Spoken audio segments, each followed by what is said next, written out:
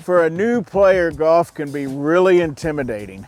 And I hear that time and time again, but it does not have to be. I've been doing this for a long time. I'm going to show you, just like you were one of my personal students, on how to learn to play golf. We're going to go through full swing, chipping, pitching, putting, bunker play. But in addition to that, we're going to tell you about the golf course, how to play on the golf course, even how to make your way around the golf shop and the premises and what to do when you arrive. It's going to be a comprehensive guide. I think you'll love it. And we'll give you a link to a free PDF that will have a glossary of terms for all new players, and it'll really help you learn how to play golf.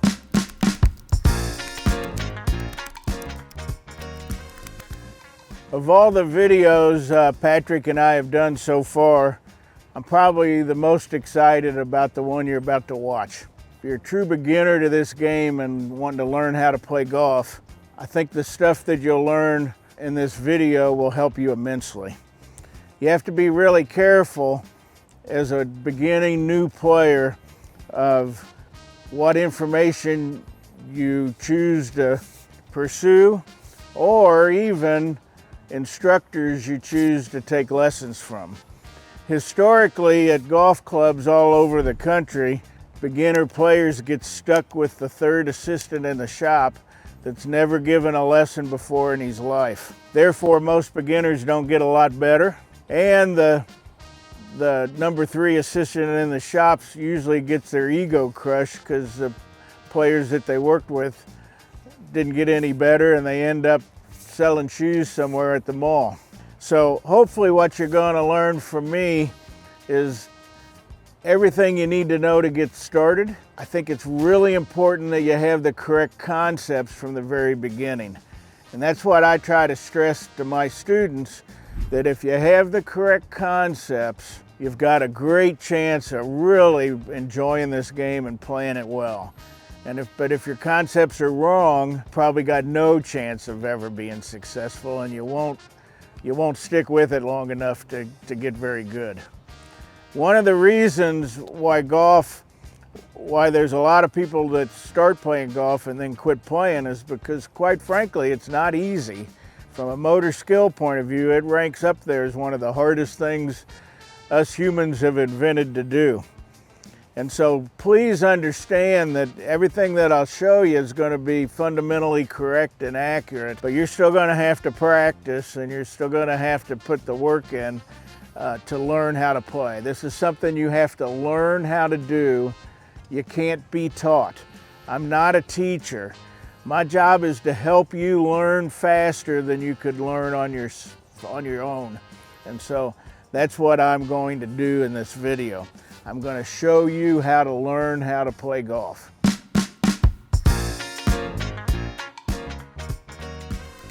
So I start this way with every student that I see, frankly, whether they're a beginner or an advanced player, but especially for a beginner. One of the things that you have to understand is that in the rules of golf, if you were a tournament player, you're only allowed to have 14 clubs in your bag, not more than that. Wasn't always the case. In the old days, long time ago, more than 100 years ago, some players would have 25 or 30 clubs in their bag, and it would take them forever to decide what club to use on a particular shot, and the pace of play got so bad that somebody pretty smart in the golf associations back then decided 14 was enough.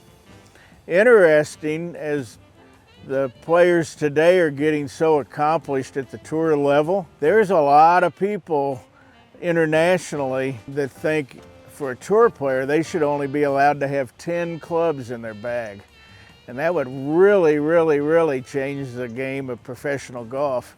But I think it'd make it quite interesting, and you would truly find the best shot makers again, or would be the best players.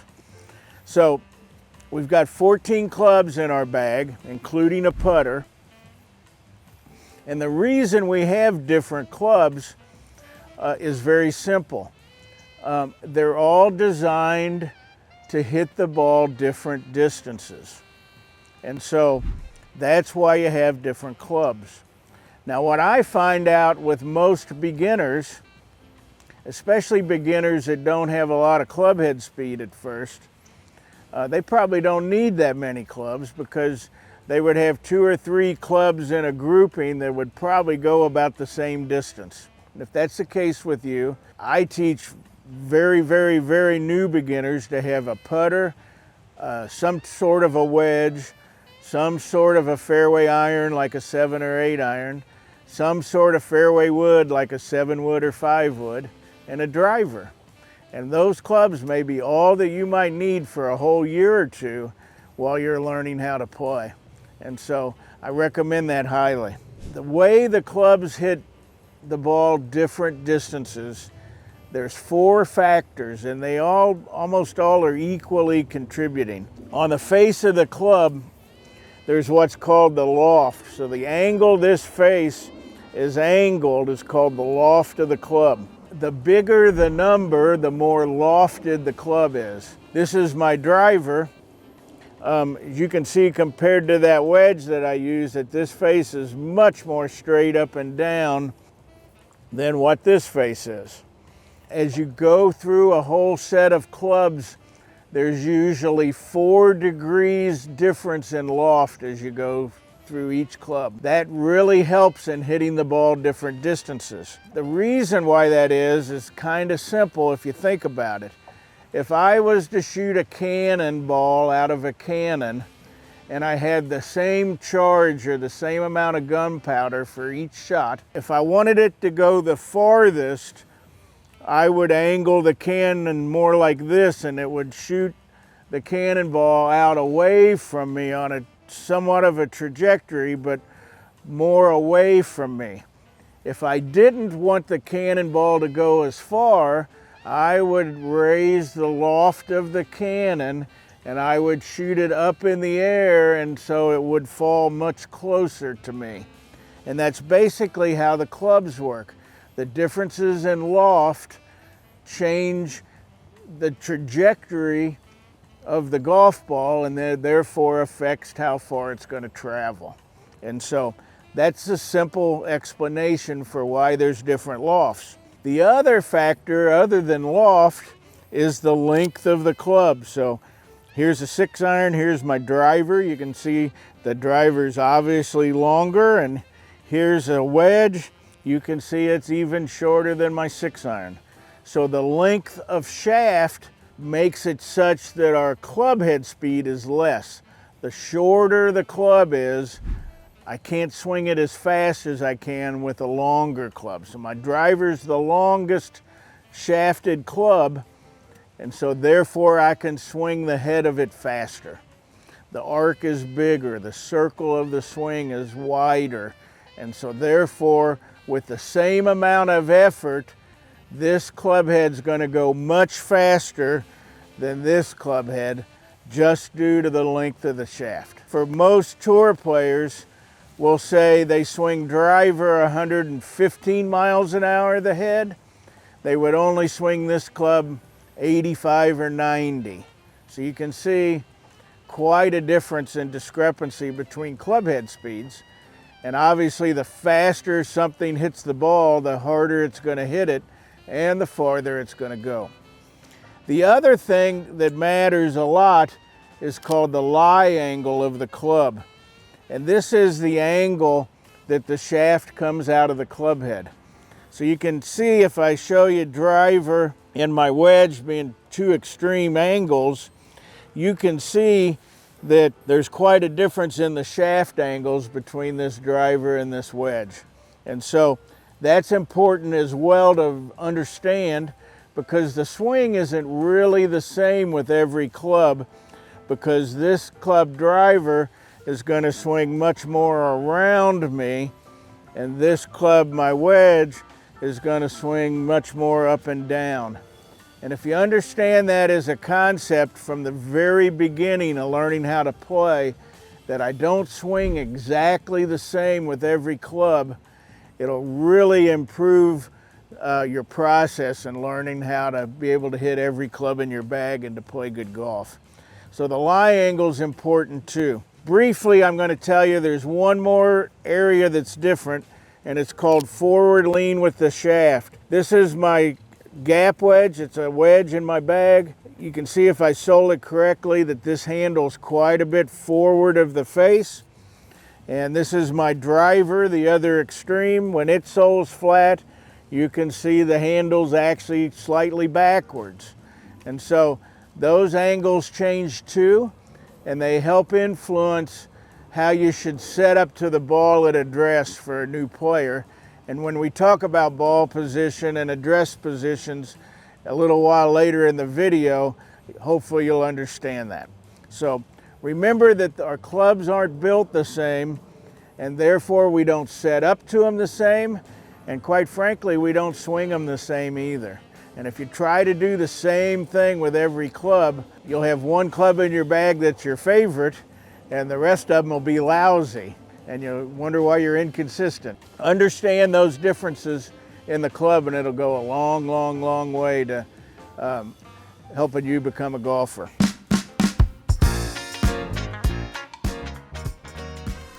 Before I get into some more specifics on technically how to address the ball or set up to the ball correctly, how to aim, where to put the ball between our feet, our posture, stuff like that.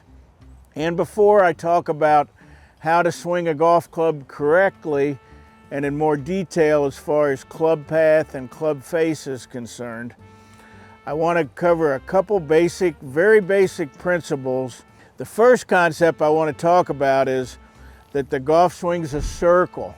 So I got my trusty hoop here, okay? And it's a circle. And just for instance, say I set up with a driver, my swing swings in a circle around me. So if I lay this on the shaft of my driver, this would be the circle of my swing. It would be a lot bigger.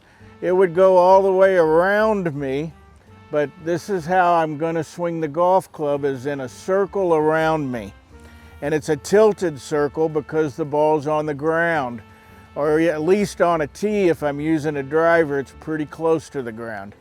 But to learn to hit the ball off the ground, I've really got to learn to swing the club head in a circle around me, and so it would match my little hula hoop.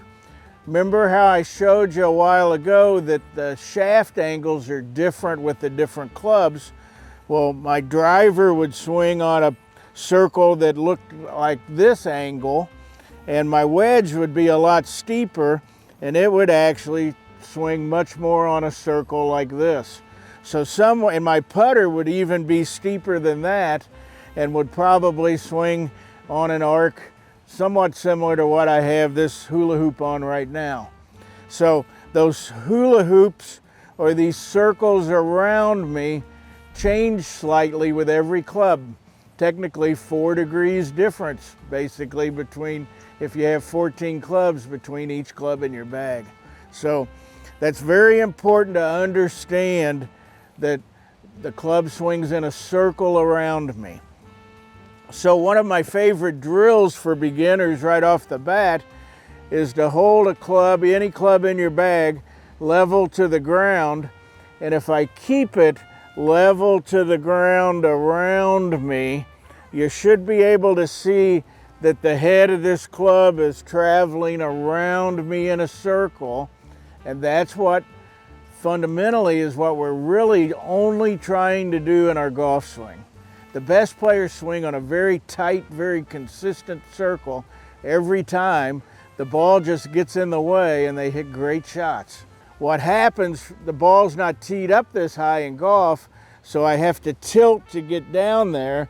But once I tilt, then I can swing on that same circle around me. And if I can learn to do that, it'll greatly enhance your ability to shoot good scores, I promise. The second concept, other than learning to swing in a circle, is to learn to make a swinging motion. So the biggest thing I see with new players, especially players that haven't had a lot of athletic activity in their life at all, and they're taking up golf, and they haven't played other sports, is they try to hit the ball. And man, I see lots of swings you know, that look like this trying to play golf, or they look like this, okay? I see that motion all the time. The best players, it's a swinging motion. Man, if I swing the head of this club like a pendulum, I can feel the weight on the end, and I can feel how this motion is as it swings. If you don't learn anything but from me, but to learn to make a swinging motion from start all the way to finish, I'll be pretty happy, because I know you're going to be a good player. You'll figure everything else out. So I like to feel that motion as a pendulum. One of the most classic golf books of all time was by an old pro long ago named Ernest Jones, and it's called Swing the Clubhead. And most of the great instructors from 100 years ago until now, that book has been a great influence to them on how to teach people to play. So it's a good reference book. If you'd like to read it, it's still very current to this day. So here I'm making a swinging motion. Once I do that a little, if I just have really light pressure, you can see as this club goes back and through that I'm just making one smooth, fluid, swinging motion. And if I can make a swinging motion that swings on the correct circle angle around me, frankly, I'm gonna be a pretty good player pretty quickly. And so those are the two concepts that I want you to understand from the very beginning, that the golf swing's a circle and that it's a swinging motion, not a hit, not a chop. Okay, it's a swing. It's called the golf swing on purpose because it's a swinging motion. And I can't emphasize that enough. I'll probably say it 100 times before this video's over, but you can't hear it enough as a new player.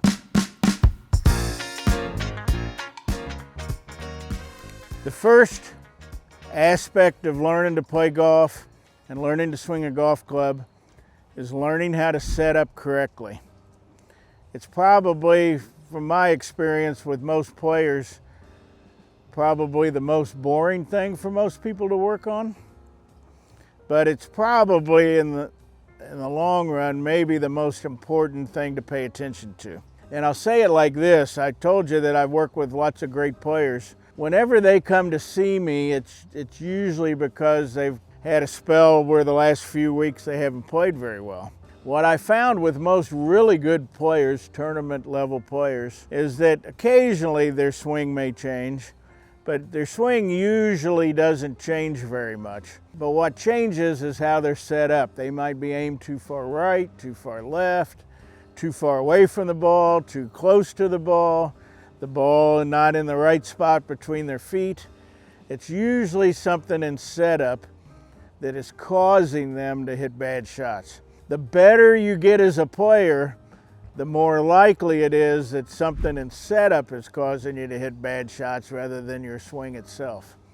Now, as a new player, it's likely a combination of everything, but if we can eliminate setup as a variable in what could be possibly wrong, it'll go a long ways towards making you better. The other thing I would tell you, almost every beginning player that I've worked with is pretty self-conscious of how they look on the golf course when they play with people they've never played with before. And if you'll learn to set up correctly and you'll dress pretty good, at least you'll look good when you're out there playing, whether or not your golf game's capable of showing up and looking good right at the first part anyway. So if you'll pay attention to how to set up correctly, and if you'll dress halfway decent, they'll think you're a golfer. You can just say, I'm having a bad day if you're having a bad day. But keep that in mind. It doesn't take great athletic ability to learn to set up correctly. It takes great athletic ability to swing a golf club 120 miles an hour. Most of us will never get that fast. I for sure won't anymore. But I can set up to it correctly, and so can you. And if you'll set up to it correctly, it'll really go a long ways to becoming a much more consistent player. Whenever I write a book, I'm going to tell everybody the most important fundamental in golf is not your grip. And that's what 99% of instructors would tell you. I think the grip's important, and we'll talk about it in a little bit. But the number one fundamental in golf is being the correct distance away from the ball with each club. And the reason that's difficult is I've already shown you, I've got 14 clubs in my bag, and they're all different lengths and they're all different angles of the shaft. And therefore, I don't set up the same distance away from every club. That's another point that I tell people. If you don't learn anything else from me, but learn how to set up the same way every time with every club, the correct distance, I'll be thrilled and you'll be a good player. That's how important distance away from the ball is. So, there's a few guidelines. I'm showing you 3 or 4 different ways to learn how to be the correct distance away. Your body type can determine how far away is correct too. Very tall, thin players tend to be closer to the ball, and a shorter player, more a round player like me, tends to be a little farther away from the ball. So body type can influence it, but what I'm going to show you should get you pretty close to the right distance regardless of your body type. I'll show you at first 3 different ways. So if I set up to my driver, that's how far away I would be from my driver. This is how far away I would be from my 6-iron if the ball was right here. And this is how far away I would be from my wedge if the ball was where the head of the wedge is down there. Now, one important thing to note, and I've given lessons to people that's played for 30 years and don't know this. Do you notice that from this end of the club to my body, I'm pretty much the same distance away from this end, but what's different is the other end. And that's very important to understand, that I'd like to be the same distance away from the grip with each club, and then I'm going to be farther away with the club head. The way to learn to be the correct distance away is to learn to set up to the club. I'm going to do it with 6-iron first, just to show you a couple ways you can practice. And you can check and watch on television if you watch any of the PGA Tour players, and you'll see that most of them are pretty close to what I'm about to tell you. Most of them sole the club so the bottom of the club rests flat on the ground. Okay, the bottom of the club is called the sole. This end of the club is called the toe. This end of the club towards here is called the heel, so it's like your shoe. You have a sole, you have a toe, you have a heel. We would like the sole to be flat on the ground at address, and ideally we'd like it to sole flat on the ground at impact when we hit the ball. Where the club is attached is called the hosel, and then also where the shaft goes in, this is called the shaft, obviously, where that is, and then you have the grip on this end. It's usually either made out of rubber or leather. In the old days, always leather. You can still get leather grips, but most are synthetic today. So keep that in mind on how a club's made. One of the things I'll mention at this point in the video, we'll have a PDF with this beginner's video where I'll have a glossary of terms and some rules and stuff like that that everybody should know, and we'll discuss the terms of the golf club. And if you'll give us, you can sign up. If you'll give us an email address, we'll send you a free PDF copy of our glossary of terms that'll help you learn to play, and when you start studying golf, you'll understand what some people are talking about. We have our own language, golf instructors do, and about half the battle's learning the language, and so we'll help you with that. So what you'll find on television a lot is that they all sole the club flat. This end here, for a man, this end of the grip, an extension of it would point right at their belt buckle. And for men, we wear our belt buckle about an inch or so below our belly button, okay? And so that's where that's pointing, an inch or so below our belly button. You women out there, it should point an inch below your belly button as well, but you all wear your belt buckles above your belly button. So don't point it at your belt buckle. If you're a lady watching this, point an inch below your belly button. So you can see that's where I am here. If I had driver, it would be the same thing. If I had a wedge, it would be the same thing. So points here at my belt buckle. For most players, if it soles flat and points at their belt buckle, if you spread out your thumb and your little finger and you just stand here erect, pretty erect, you should have that much room between your belt buckle and the end of the club. As you tilt more, you might end up having just a little more than that, but at pretty straight address, that's a pretty good measurement. Another pretty good measurement is if I have the club right behind the ball, the middle of the club face right behind the ball. If I lower this down, the end of that club should hit me an inch or two above my knee. And that's a really good measurement. Out here at Old Hickory, you will see at the driving range, everybody that takes lessons from me, they're all measuring like that before they hit every shot, okay? And I recommend for you to do the same if you're a new player. So I'll show you how that looks with driver. Driver doesn't sole flat, by the way, it's the only one. It actually soles just a little bit on the heel, so the sole's just at the toes just a little bit above the ground. So it's not quite like this, it's like that. It actually makes it even a little flatter. And so I would sole driver, points at my belt buckle. I can spread my finger out, I got this same distance. Looky there, I can drop it on either knee as long as I'm square, and I'm that distance away as well.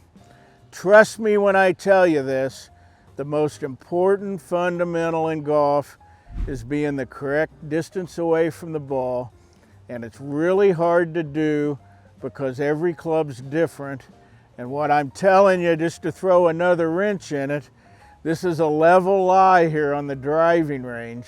When we have uneven lies, side hill or uphill, that can dramatically affect how far away to stand from the ball. That's a pretty advanced subject, one I'm not going to cover too much yet here in a beginner's video. But keep in mind, these guidelines for distance away is on relatively flat ground. And if you have extreme changes in the ground, uphill or downhill, you might throw this out the window, and we'll discuss that later. So, but keep that in mind. If I sole my wedge flat, same thing, it's going to point at my belt buckle. Looky there, because it's a shorter club, it still hits me right above the knee. And look again at the difference between driver and my wedge, at how that's a different distance away from the ball. If you understand that concept from the very beginning, it will save you lots of heartache, I promise, as a player. I'll tell you, one of the things I see the most often is I have guys come to me that's been playing 15 or 20 years. They're pretty good players, maybe 12 or 15 handicap players.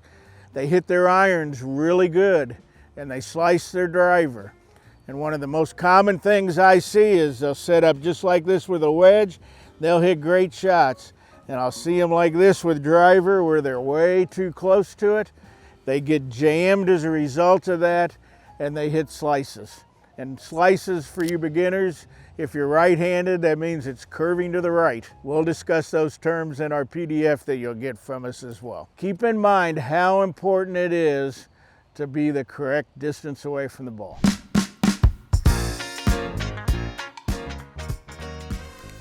We've learned to swing in a circle, we've learned to make a swinging motion, and we've learned to be the correct distance away from the ball. That's a lot to learn, trust me, and it's a great start.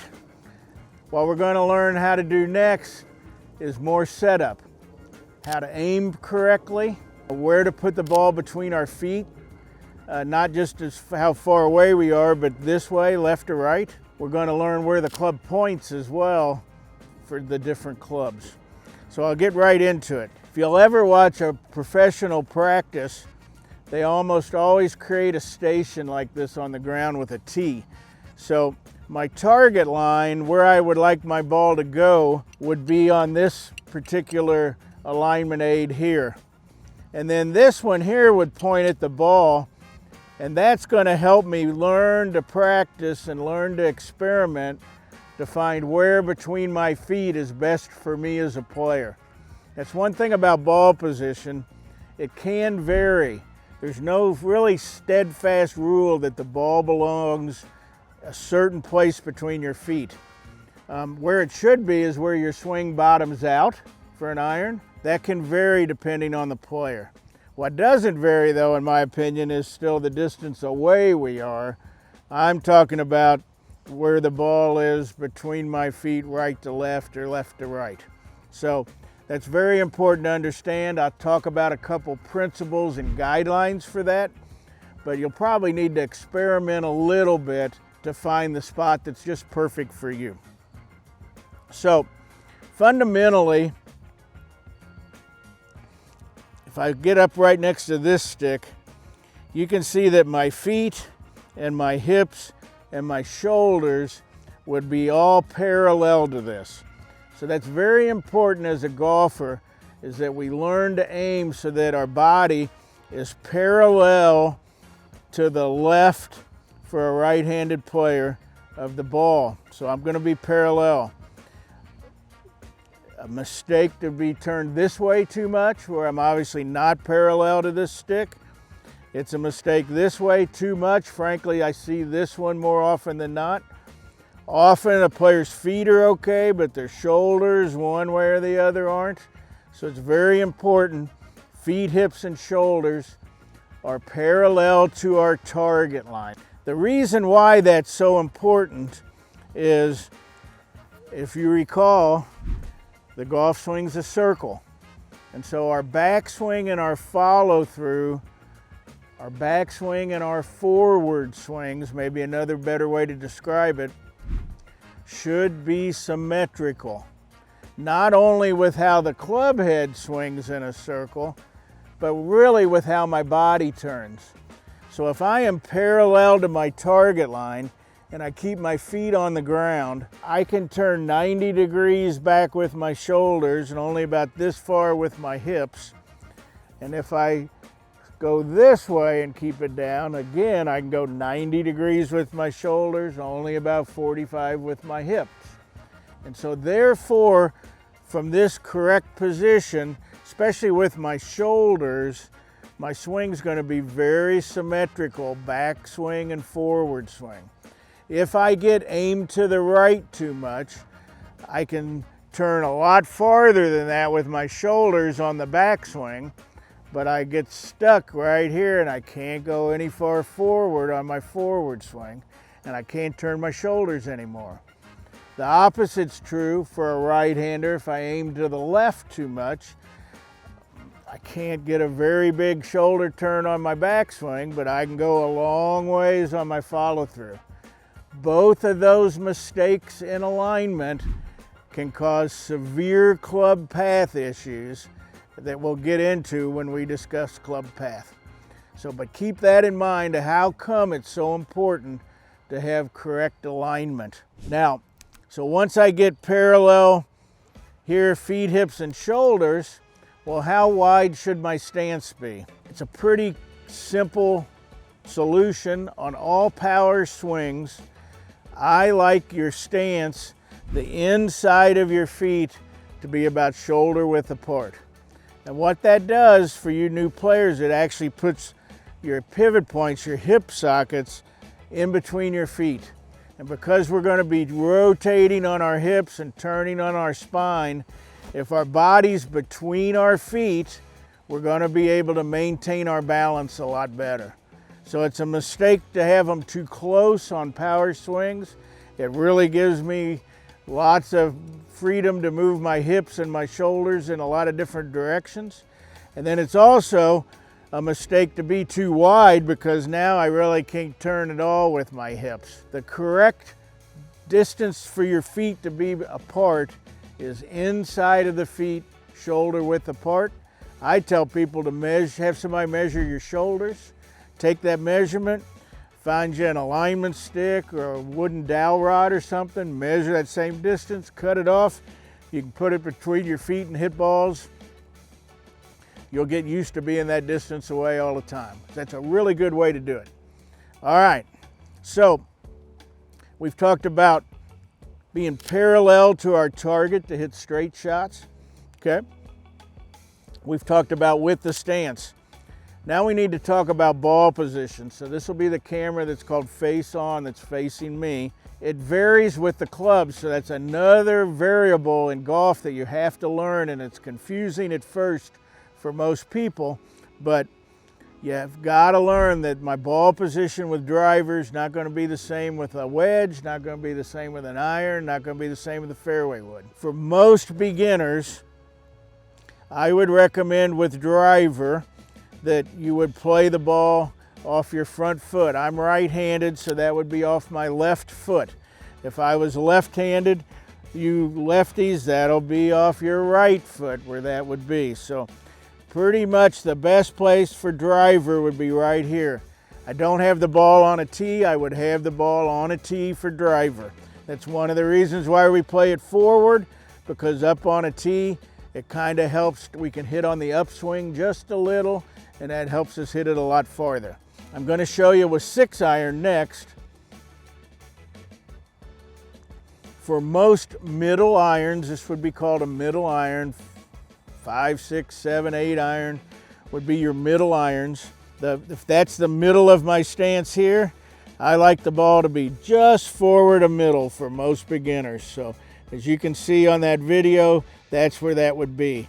With a mid iron, I like the ball to not only point at your belt buckle distance away from the ball wise, I like it to point at the belt buckle to start.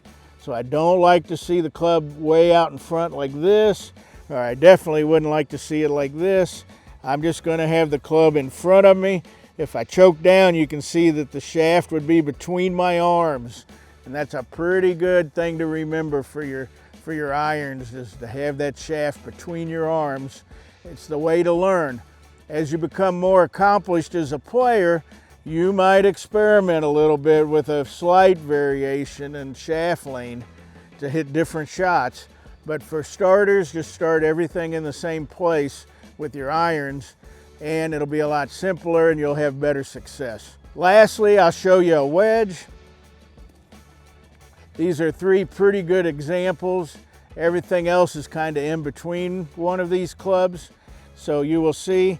And with wedge, I either like it right in the middle of my stance here, or maybe just slightly back, and I might have just a little more shaft lean like this to set up with a short iron. Though I'm not opposed to players with all their irons that's set up in the middle.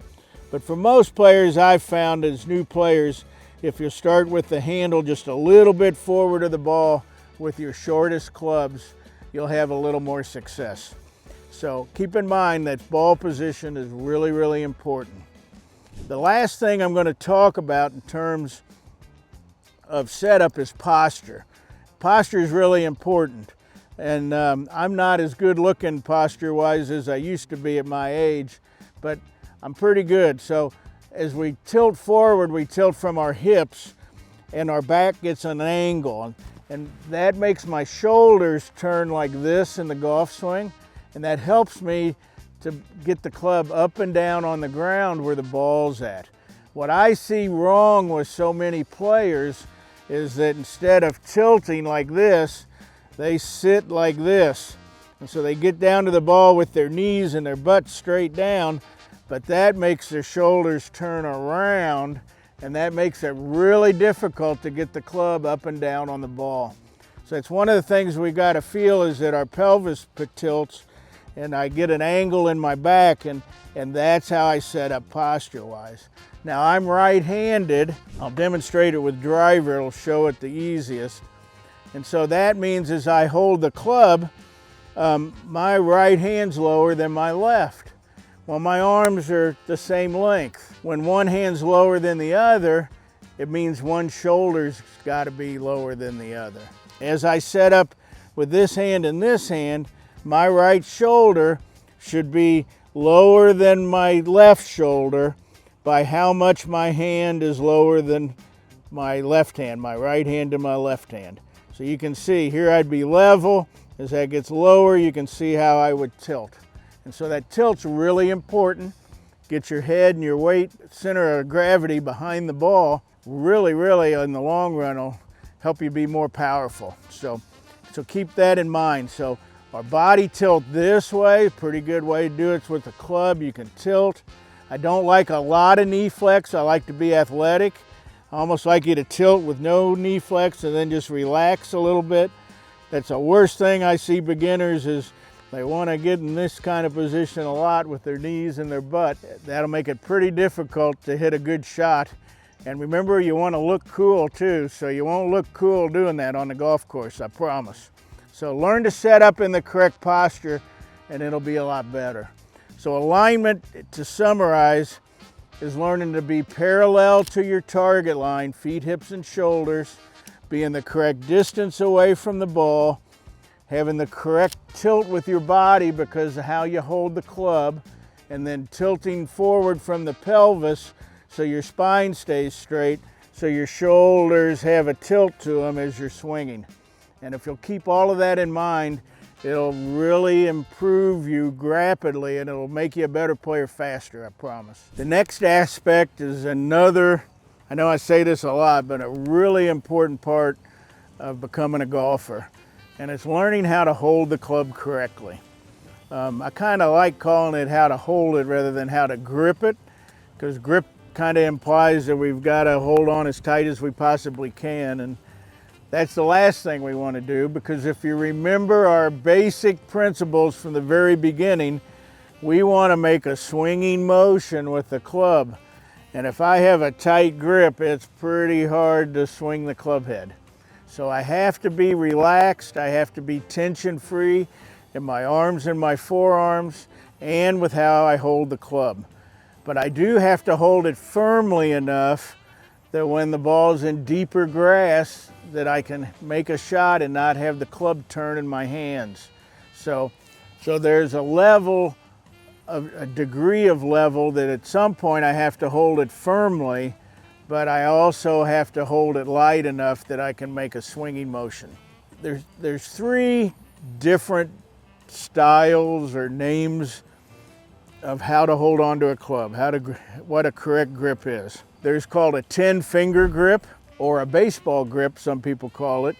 And that's literally where all 10 fingers, all 8 fingers and your 2 thumbs is on the club. For most beginners, that's a great place to start, frankly. It feels most comfortable for most of them. It's more powerful for most of you. And there's nothing wrong with it as long as you have your hands in the right position on the club. It's a great way if you're a junior watching this to start out with as well. I played with a 10-finger grip until I was 30, and I played really well in my 20s with a 10-finger grip. I got laughed at a lot on tour, but I beat a lot of guys with it too. The next grip is either called the Varden grip. Harry Varden was a great player in the early 1900s. And the Varden Trophy on the PGA Tour is named after him.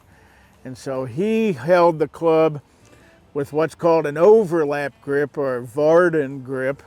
And that's where all the fingers and thumb of the top hand, my left hand as a right-hander, is on the club. But my pinky finger on my right hand overlaps the index finger of my left hand. And that's called a Varden grip, or an overlap. Probably 80% of the professionals in the world play with a Varden grip. The third popular grip on how to hold a club is called an interlocking grip. And that's where you take the pinky of your bottom hand, the right hand for a right-hand player, and it actually interlocks with the index finger of the left hand, and it looks like this. You could argue Tiger Woods interlocked, Jack Nicklaus interlocked, the 2 best players that ever lived interlocked. So you could make a strong argument that this is a pretty good way to hold a golf club. However, I would tell you most professionals still do the Varden or the overlap grip. But experiment with all three and find out what you think you hit the best shots for. Neither one of them is right, neither one of them is wrong. They're a preference, and you can choose for yourself on how that is. Your personal instructor can help you make that decision as well. So if you'll notice, I'm going to show my hands from this point of view. So this is the grip I use on a day-to-day basis, and it's called an overlap grip. Do you see how my hands look from that angle on the club? This is a 10-finger grip. You probably can't tell any difference. I hope not anyway, because there shouldn't be. My thumbs and my hands are going to look exactly the same. And this is an interlock grip from this perspective, and you can see that really nothing's changed other than what I've done with this pinky. And so that's why it's a preference. For people that tend to hook it, one might be better than the other. People tend to slice it, one might be better than the other, and that's why it's a preference, and I recommend you experiment. The main thing to remember is this. In the golf swing, especially for a beginner, one of the things in a full swing that you have to understand is there has to be some forearm rotation as you're swinging. So you can see the back of my hand and the palm of my hand as I'm making a swinging motion. There's rotation. Here's my swinging motion. From that angle, you can see my arms flip over. And so to hold a golf club correctly, we really want our palms to face each other. So if I don't have a club in my hand, you can see that I make a V here with this thumb and this index finger, and I make a V there with that one. They should be parallel to each other as I hold on to the club. Now, I can turn them both this way, and that would be a fundamentally correct way to hold the club. I could turn them this way. That would still be a fundamentally correct way to hold the club. Or I could even go this way, and that'd still be a fundamentally correct way to hold the club because my hands are opposed to each other. For a right-handed player, the more I turn them this way, that's considered a strong grip. And this one's considered a weaker grip or a weak grip. But they really don't matter in terms of strength and how far you hit the ball. It's just terminology. And again, in our PDF, we'll explain these terms. But keep that in mind. For most beginner players, remember I showed you have V's with your hands. I like them to point at your trail shoulder, or for a right-hander, their right shoulder.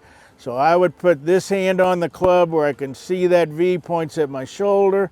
I could see where that V points at this shoulder. If I get to the point, if I'm holding it this way, that my balls are tending to curve too much to the left, I would slowly start to make an adjustment to make them point more at my chin rather than my shoulder. But that might be 2 or 3 years down the line for most of you new players. So learn how to hold the club correctly. It is to be held in the fingers. That's one thing I should note. The golf grip's a lot skinnier than a baseball bat, for most players anyway. There's some big grips these days. But for the most part, your grips will be skinny. Skinnier than a tennis racket, skinnier than a baseball or softball bat. And they're skinny on purpose because we're trying to make a swinging motion with the head of the club, and we're trying to swing it fast. And the skinnier the handle, the more swing I get and the more I can generate a swinging motion with club head speed. Because it's a skinny grip, I'm supposed to hold the club in my fingers. So you can see here's my top hand, my left hand. I can curl my fingers, it's right in there. I can curl my fingers with my right and it's right in there, and that's where I hold it. The biggest mistake I see with beginners is they hold it in their palms like this, and I see lots of new players holding the club like this. Look where that V's pointing, look where that V's pointing. Are my hands working in the same direction? No, they're not, and I'm going to have big trouble making contact. So if I can learn to hold it correctly at the very beginning, I've got a lot better chance of making contact with the ball right away. Okay, we've come a long way so far. There's only two other mistakes you can make in golf, and that's you either make a club path mistake, or you make a club face mistake, or you make both. We're going to talk about club path first. Club face is extremely important. The better you get as a player, probably even more important is club face control rather than path. But for a new player, if you can learn to swing on the correct path very early on in your progress, it becomes, in my opinion, pretty easy to figure out what to do with the club face. So for beginners, I like to talk about club path. So if you remember that we want to swing in a circle, and so here's my trusty hula hoop again. So if I'm going to swing like my 6-iron on an angle like this around me, you can see how this circle looks in relation to my target line out there. So obviously if my club path was incorrect, I could have a path like this that's called from the inside out or away from me, and it would point to the right for a right-handed player, and that would be a mistake.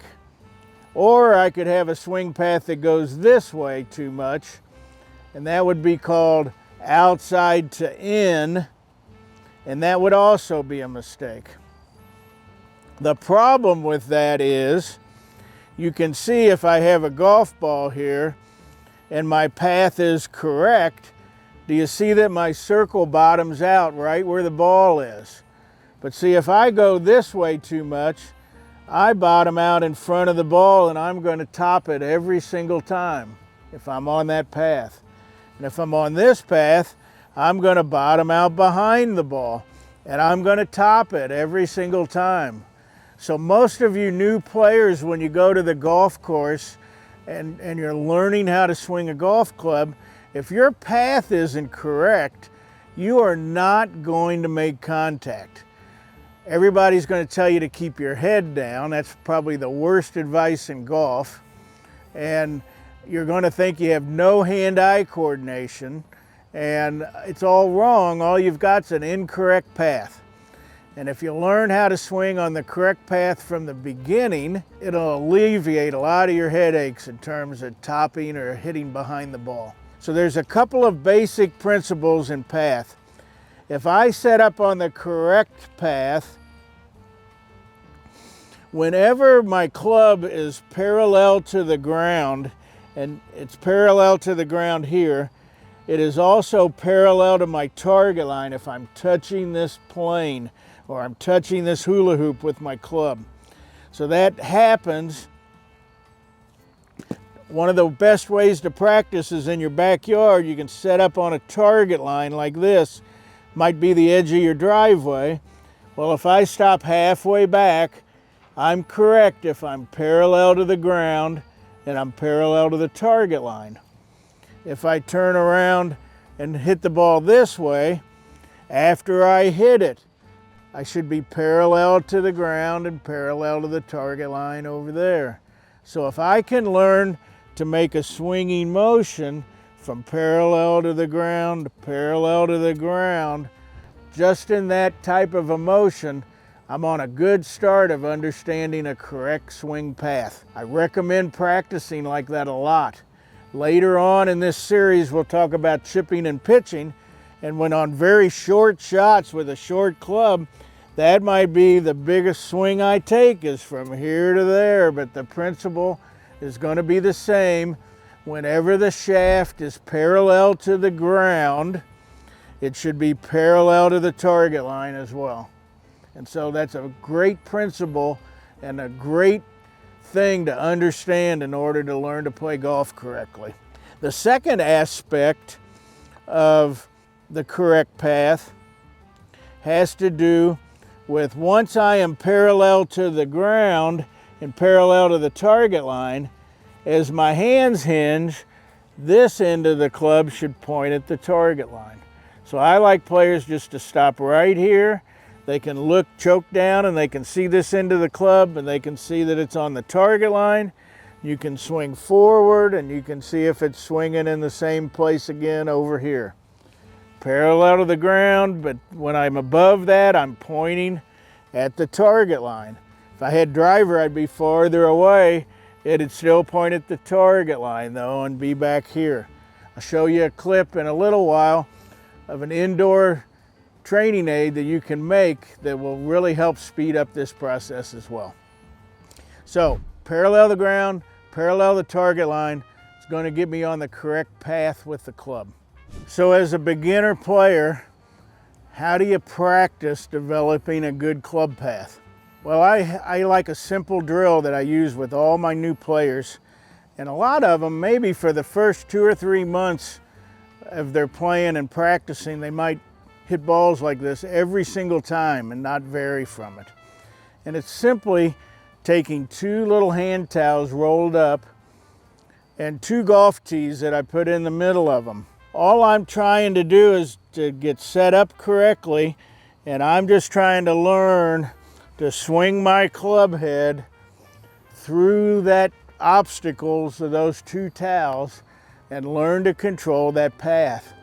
And then I like to have 2 tees in the ground, and I like you to clip those tees as you swing through there. So you might need a whole pocket full of tees or a handful of tees on the ground when you're practicing this, but it'll really help you. You can do this in the backyard while the barbecue grill's getting hot. You can use wiffle balls in the backyard. Any of that is great practice. And I like to have these towels close enough that there's hardly any room for error, and you learn to get the path of the club to go where the ball's at and between those towels, and I promise you it'll help. And then after a while that you've hit balls with these tees here, when you go to the range, I like to put the ball on the front tee. And then all I'm trying to do as a new player is swing the head of my club between these towels, and I'm trying to clip the tee that's behind the ball. And I'm trying to make a swinging motion all the way to my finish as I'm doing that, and the ball's just going to get in the way. That's my biggest advice to a lot of new players is that you have to learn to make a swinging motion and the ball just gets in the way. The ball is not your target. Your target is the green or the flag out there or the fairway if you're hitting a driver. So we're trying to make a swinging motion that propels the ball to our target. The ball isn't our target. We need to clip the tees, the ball needs to hit in the middle of the club face, and if you'll do that, you'll have success right away and you'll get balls up in the air right away. And let me show you why that works.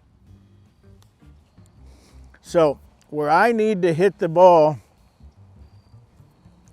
is right here where my thumbnail is on this club face. And so if I do that right here where my thumbnail is, do you see that if I have the ball on a tee, that this much of the bottom of the club is going to hit that tee? And so that's why we've got to practice with tees in the ground at first. It's because you need to learn to clip the top of these tees. And if you can learn to do that every time, you'll start to hit the ball in the middle of the club face and it'll go up in the air. So set you up these towels, use a couple tees, hit some balls. You'll be amazed at how good a player you'll become.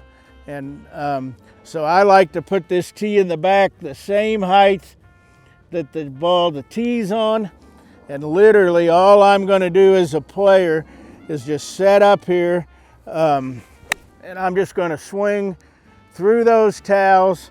I'm going to clip both of those tees, and I'm going to get a ball airborne and going towards my target. And you'll be able to do that in no time as well. So that was your basic introduction to club path and a very simple way to practice that. The next factor you have to consider is club face. And if we get the club square to our path or 90 degrees to our path, you're going to be successful. So with irons in golf, you line up with this bottom edge. So this bottom edge of the club here should be 90 degrees to your target line. With your driver and your fairway woods, you line up with the top edge. So let me show you that real quick. So with driver, a square face is when this top line is 90 degrees to the target line at address, or 90 degrees to the club path while it's swinging. And so the driver and the fairway woods, you use the top line of the club, and the irons, most of you will have a little white line painted on the bottom groove. You use the bottom edge, and that's how you know the club is square at address. Most of the time, if they've put the grip of your club on correctly, the name of the grip, and there's usually a little white notch on there that you can also see that if that's on the very top of the shaft, that you're square as well too. Not, that'd be open if my label's that way, and that'd be closed if it's over here.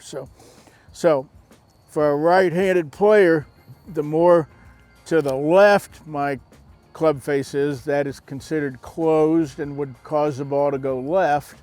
And the more my face is this way, that's called open and away from me, and the ball would tend to go to the right. And so we're trying to play from a square position and swing on a correct path and bottom out correctly, and we'll be a golfer, okay? There's a couple checkpoints that you can do. The main thing for you beginners is understanding that how you hold the club is really important in controlling the face and doing it correctly. And then how you hinge your hands is really important as well.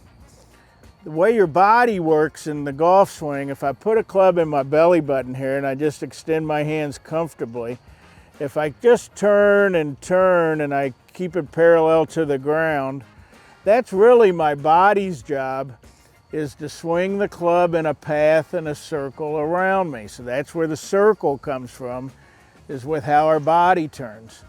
My hand's job in the swing, once I'm holding the club correctly, is actually to make the club work this way, up and down.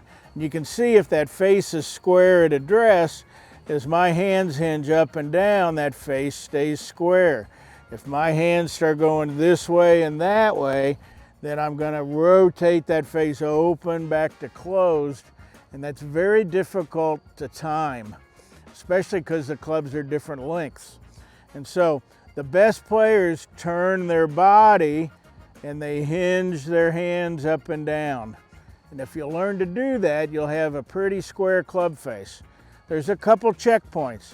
If I set up in my station here with my T-square again, remember I'm on the right path if the shaft is parallel to the ground, parallel to the target line, and I have a square club face if it looks like that. And that's actually matching my spine angle. If you look at my spine tilt as I tilt forward, you can see that the bottom of this club and my spine angle are on the same angle here. And so that's a square club face. As I hinge my hands from this position up, then this is a square position at the top of my backswing. If my club face looked like this, that would be closed. And if my club face looked like that back here, that would be open. And so I see this mistake a lot with new players where it's open, but probably, especially with women, I see this mistake a way too lot where the face points way up in the air and it's too closed. So the perfect position's here, and from here, if I swing on the correct path and clip the tees, I'm going to hit good shots and they're going to get airborne. If you're hitting balls at first that are going very low and to the left, it's probably because you're in this position on the way back. And if you're hitting balls that are going way to the right and very high, you're probably in this position on the way back and hitting it with a very open face. So learn to control your club face. Learn that how your hands hinge is what dictates that, and you'll have success as you're learning to play. One topic I want to cover in this beginner's guide video series is kind of a new topic that you won't see in a lot of older books or magazines or older videos for that matter, because it's only the ability to measure it has only really been since TrackMan came out. And what it's called is called face to club path. And if you can understand face to club path as a player, and you understand gear effect in terms of does the ball hit on the toe of the club or the heel of the club or in the middle of the club face, if you can understand what gear effect does, then you can start to understand why your ball goes the direction it goes. And as a very new player and a very experienced player as well, understands that to a greater extent, it really helps you to determine what mistakes you're making and then what drills and practice techniques that you can use to overcome those mistakes. So as an illustration here, I have a hoop and I have a club head. And if you remember from the very first part of this video that the swing is a circle, so here's my circle and it's on a tilted circle, and it would be much larger than this circle. It would go all the way around me. And if I swing on the correct path, here I have a target line, and this circle is going to be tangent to it if you remember your geometry. So my circle of my swing to be on plane correctly is going to be tangent to my target line. It would be a mistake for my swing to be too much this way as I swing, and it would be a mistake for it to be too much this way as I swing. This, for a right-handed player, would be called an outside the target line to inside the target line, outside to in swing. This one would be called an inside the target line to outside, so an in to out swing. And then this would be on plane, which is basically inside back to inside. The farthest the club would ever get away from me is at impact. That's one way to think about it. So that's from a very fundamental basic thing that's really important. The club path also dictates where I strike the ground. The more in to out I am, the more I would hit the ball fat or behind it. And the more over the top or outside in I would be, I would tend to top it or hit way out in front and make really deep divots. So I'm trying to swing inside to inside. If I swing that circle more on this level, you can see the farthest away the hoop is from me is right in the middle of me. So I don't want to be this way and I don't want to be that way with my golf swing. So I'm going to have Patrick come out here and help me, and I want him to hold this hoop on an angle of about like this. So that's kind of the angle maybe we would be swinging on with a 6-iron or a 7-iron. And if my club face is square down here at the bottom, this leading edge of the club, wherever it's traveling on this circle as I'm swinging, this leading edge should be 90 degrees to that path. So there I'm 90 degrees to the path. At this point, I'm 90 degrees. As I approach the ball, it continues 90 degrees. And even on my finish over here, 90 degrees, 90 degrees. And that's what a square club face looks like. If you'll just move this way, right there is perfect. So at impact, if I'm 90 degrees to my path, it's going to go wherever that path is pointed. Hopefully we're on an end-to-end path and it would go straight. But if I have the face open, I'm going to tend to hit fades or slices. And if I would have the face closed to that path when I hit the ball, I'm going to hit hooks or draws. And it's really that simple. And then the gear effect happens that when a ball would hit more towards the toe of the club, like where my thumbnail is here, for a right-hander, that would tend to put right to left spin on it. So I could actually have a slightly open club face and still hit a hook if I hit it on the toe.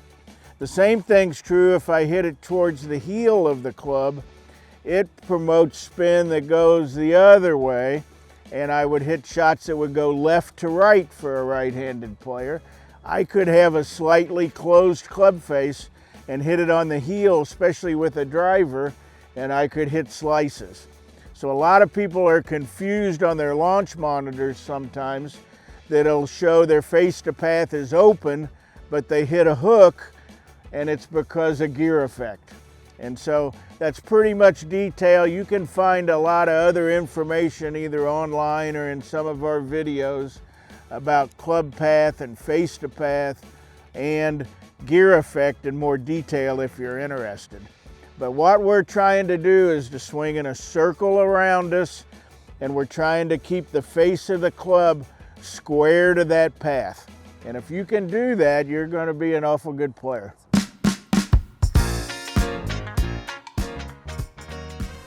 This next topic in our videos on learning how to putt correctly. Similar to full swing, learning how to set up correctly is really important. Learning the correct club path and learning to keep your face square is really important. But probably the greatest thing that you can do as a new player is to learn to control your distance.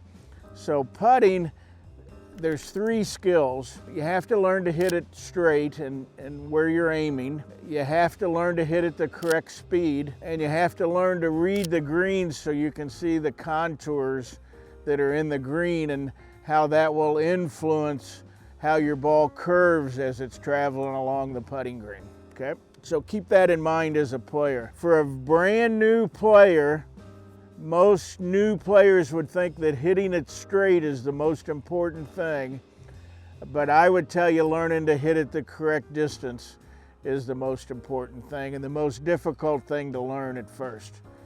One of the reasons why that's really difficult at first is that the club bounces off the putter face when you make contact at impact. And in fact, it bounces pretty hard. The reason why most new players, when they first start putting, they almost always hit it too hard is because we can measure this with a launch monitor. The ball goes 1.86 times faster off the face of the putter than it's swinging. So the ball's going to go much faster than the head of the club, almost twice as fast. If you're thinking of throwing a ball underhand and you're 20 feet away from the hole, and if you were rolling a ball, you would roll it this hard with your arm. When you hit it with the putter, it's going to almost go twice as far. So keep that in mind as you're learning how to play. We're going to show you some drills and how to learn to do that. We're also going to show you some drills on how to learn to hit it straight. We're going to show you a couple drills on learning to hit at the right speed, and we'll touch briefly on reading greens. Frankly, if you'll practice your distance control in long putts, you will start to see how the ball is curving, and you'll start to be able to see what's making it do that. And so reading greens is really experience, and so I'm just going to touch on it briefly in this video and spend most of our time on setup, how to hit it straight, and learn how to hit it different distances correctly. The other thing about putting that you'll notice if you watch players that you play with or players on TV is you will see lots of different techniques. There's players that putt with putters that are 40 inches long. There's players that putt with putters that are 24 inches long. There's players that put this hand below this one. There's players that switch it and go like this. There's players that put them together. There's players that do a pencil grip. There's all kinds of techniques putting. And so you can really get confused if you see all this as a new player. I'm going to show you the traditional way to learn how to putt. At some point in your golf career, you might experience with a lot of different grips and a lot of different methods. That's perfectly fine. We're always trying to get better. But there's really not much that a golf club needs to do to putt. We're not swinging it at 100 miles an hour and with tremendous force. We've just got to learn to be consistent and have a method that makes it easy to control distance and easy to hit it where we're aiming. And that's all we're trying to do. So that being said, in a golf swing, we're likely to have lots of rotation as we move the club back and forth. But in putting, we don't want any rotation at all, frankly. We don't want to use our arms and our wrist with rotation, but we would like to use them to swing in our shoulders so it all stays pretty stable and this club face stays pretty stable as I swing. So a pretty good first step is to face yourself in a mirror, just like I'm facing the camera. And if you put your arms and your elbows where they're kind of at your side, and you hold on to your putter, and we'll talk about how to hold it in a minute, but this is how I hold it. But my arms are in my side. A putting stroke is basically just turning my chest like this. So I'm not going like this. I'm not going like this. I'm basically just turning like this. And so when I tilt more down to the ball, that's all I'm going to basically do is turn my chest, turn my body, let this club just travel around me. It swings on a slight arc and a slight circle like every other club. And that's the best way to learn to feel it at first. The next thing I'd like to talk about is setup and alignment. So one of the very most important things to first understand that if you're going to aim correctly, you need to make sure with whatever putter you're using, there's so many different shapes and sizes, we want this putter to sole flat on the ground. If you have the toe up in the air too much or the heel in the air too much, it affects where the face is aiming. And I'm not going to go into detail on that, but if you learn to set it flat on the ground, you don't have anything to worry about as far as that goes. So that's the first thing, make sure it soles flat. And that's very important. And so once I do that, I'm going to come over here to a station that I have set up for aim and alignment and to learn how to hit short putts. Just like full swings, learning to set up with the putter is just as important as setting up with driver. And I see so many weird stances that it boggles my mind. But if you really watch professional players on TV nowadays, you'll see they're all very similar on how they set up. Just like in full swing, I want to set up where my feet and my hips and my shoulders are parallel to my target line. So I don't want to putt like this, and I don't want to putt like this. I want to be square. I like to feel that the putter sole's flat and my feet, hips, and shoulders and everything are square. And I even like the line of my forearms to be square too. So I see a lot of people that are like this or like this with their forearms not matching together, and that's a big mistake putting. So if my arms are the same length, my forearms and all that's all going to be square. And I like to tilt from the hips, and I like my arms just to naturally hang out here in front of me. And as I turn my body, this is where my arms are going to swing.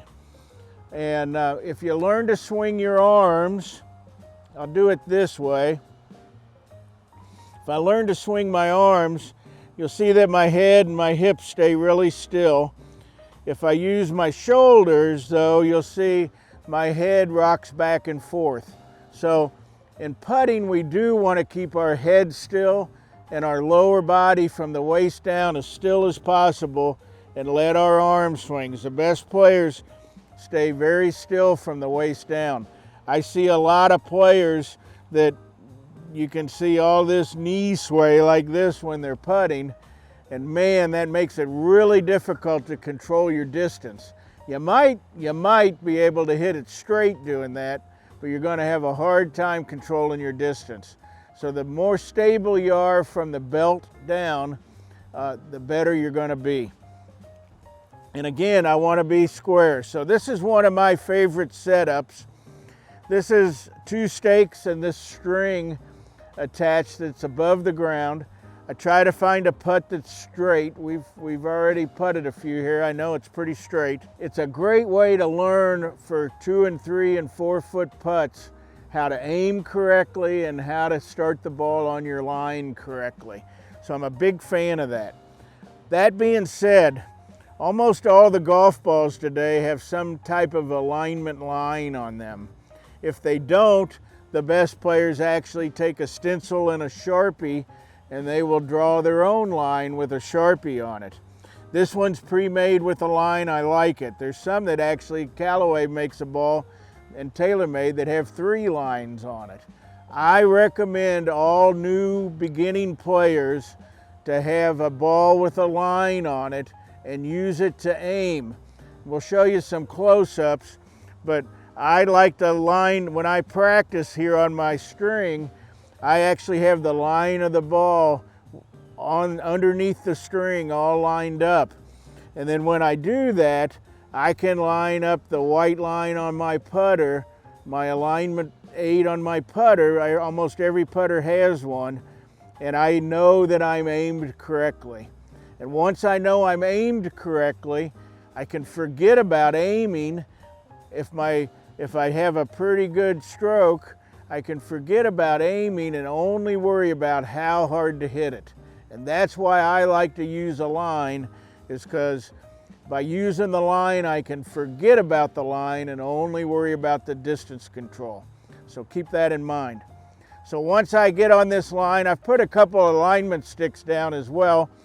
If you don't have a string to use, 2 alignment sticks or even 2 golf clubs on the ground like this is very good practice, where you can put your ball in the middle of them and you can see the path of your putter and the face of your putter, and is it relatively square. One thing I want to mention at this point too, for a new player, putting is really important. When you start keeping score, it'll probably be 50% of your score when you first start. So if you want to shoot lower scores, you can really improve scores if your putting is much less than 50%. And so a tour player is going to be somewhere in the 25 or 30% range of putts for his total score. So keep that in mind. But 50% is where most people start. And if we can cut that down to 40% or 35%, your scores are going to plummet. Okay? And in the old days, we started this video on full swing. But years ago, almost all instructors with a new player, they would start with putting first. And they would start very close to the hole, 1 or 2 feet away from the hole. And until you could make those all the time, then they'd go to 5 feet. And if you could make most of them, they'd go to 10 feet. And if you could make some of them, they'd go to 20. And then once they learned to control their speed at 20, 30, 40 feet away, then they would chip and then they would pitch. And once they got competent at that, they would learn the full swing. Most people today with an instant gratification mindset would rather hit driver and their irons up in the air first. I do this for a living, so I'm going to do what my customers want. And so I started full swing today and not putting. But I want to mention this to you. If you're really serious about shooting good scores quickly, learning to be a competent putter at first is a big start towards that. So all I like to do in this drill is literally line up my ball, line up my putter with the string and with my putter. I'm going to get my stance, feet, hips, and shoulders pretty square, and then my backswing, forward swing, about the same length, and I'm just going to practice like that. I might do this for a half hour or 45 minutes. I might try to make 10 in a row. If I can do that easily, I might try to make 20. If I can do that easily, I might try to make 30. But challenge yourself on these short putts to see how many in a row you can make. Tour players from 3 feet away make more than 90% of the putts. But surprisingly, when tour players get about 8 feet away, that'd be about right here where I'm at the end of this string, in a tournament play, they only make 50 out of 100, 50%. And from 20 feet, they only make 5 out of 100. But what they do is they don't 3-putt. They putt it close to the hole and 2-putt, and they go to the next hole. And that's what you need to learn to do as a new player. Learning to avoid 3-putts is the most important skill in putting. I promise. One of the best and easiest ways to learn to control distance is what I call a ladder drill. And basically, it's like each ball on the green here is one rung of the ladder, and it just keeps getting farther away from the hole. And these are range balls, so they have a stripe on them. So I've basically lined up the stripe in the direction of the hole. And so then when I go to hit a putt, I just line my ball up, just line my putter up with the stripe on the ball, and I'm gonna focus on my distance control. If you can find a putting green where you can do this on an uphill putt, and then a downhill putt, then maybe side hill putts, it's very, very, very good practice. You'll learn to read greens, but more importantly, you'll learn to get at the right speed. I'm going to go through this drill on camera. Would I like to make every one of them? Well, sure. Will I? I won't come close. But maybe I'll make the first couple, and then as I get farther away, I won't. But what I'm focusing on is, where does the ball stop? Does it stop close enough to the hole that I can't miss the next one? It's that close. That's what I'm trying to do. And that's what you should learn to do too. So if I was going to go to the golf course and practice putting, I would spend a half an hour doing the string drill and learning to hit short putts straight. And then I would spend 30 minutes doing this ladder drill. If you do nothing else for the first 6 months that you're learning to play golf, but those 2 drills, I think you'll really learn to be a pretty good putter in a short period of time.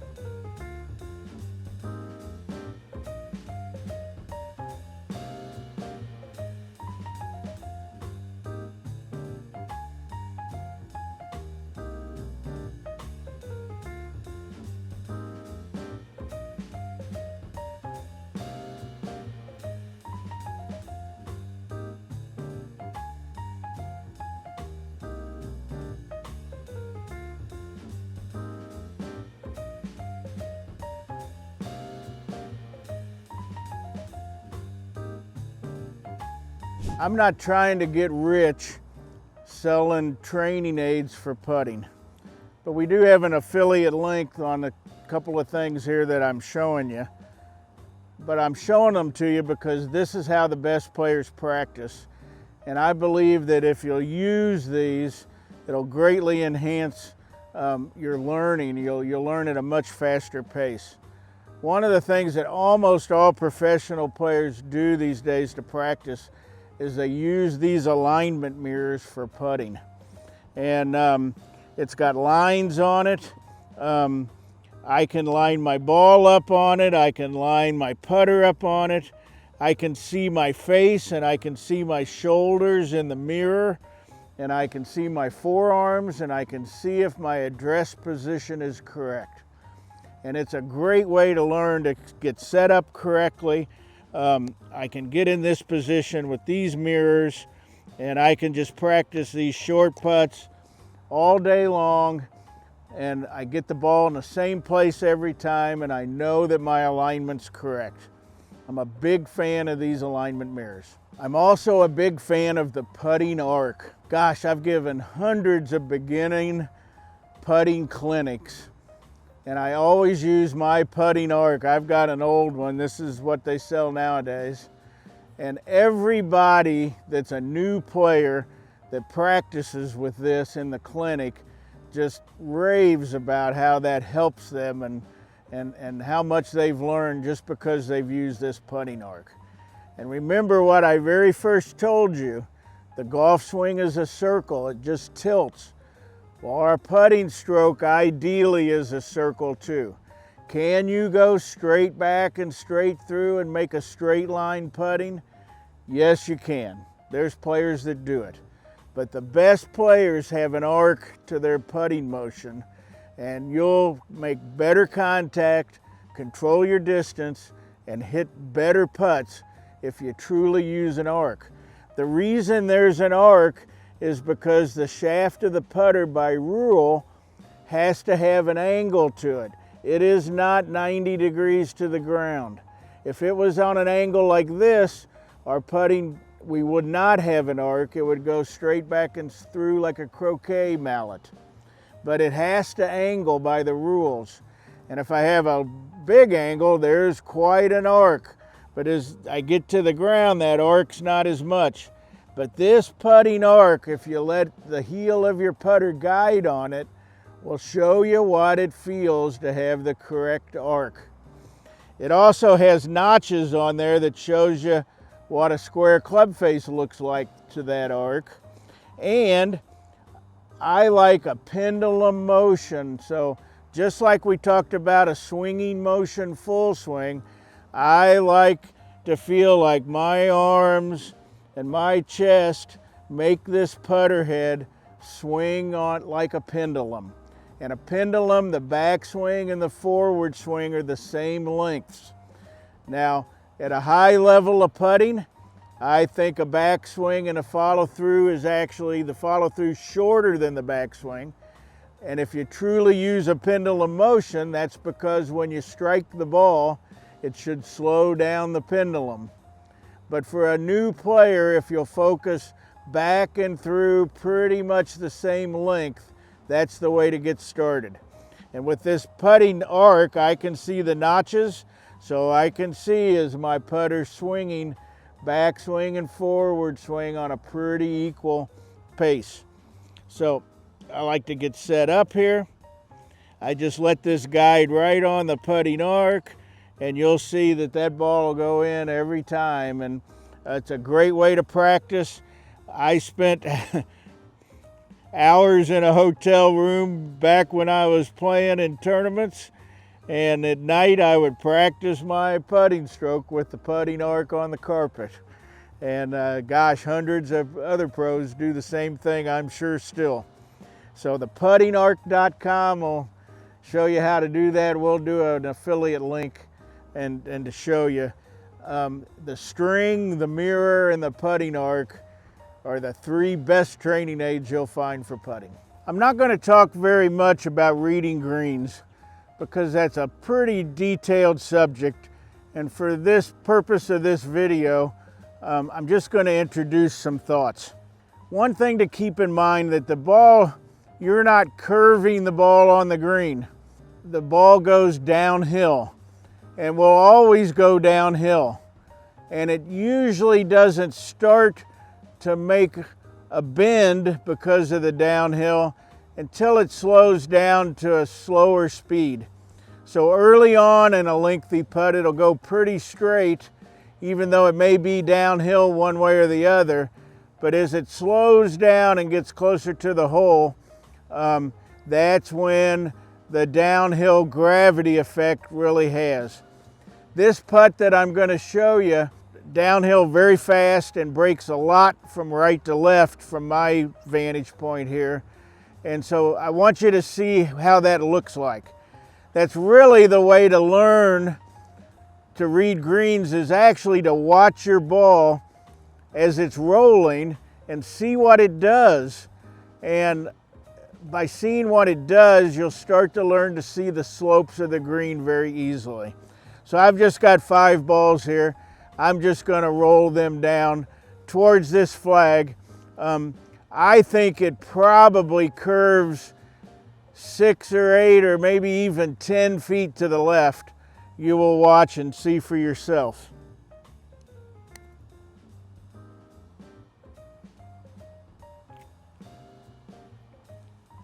I told you it's way downhill. It's a pretty tough putt. And I didn't play enough break the first time. And you can see that that one's a lot better. This is a putt that even a very good player would probably 3-putt occasionally. But those last two are pretty good.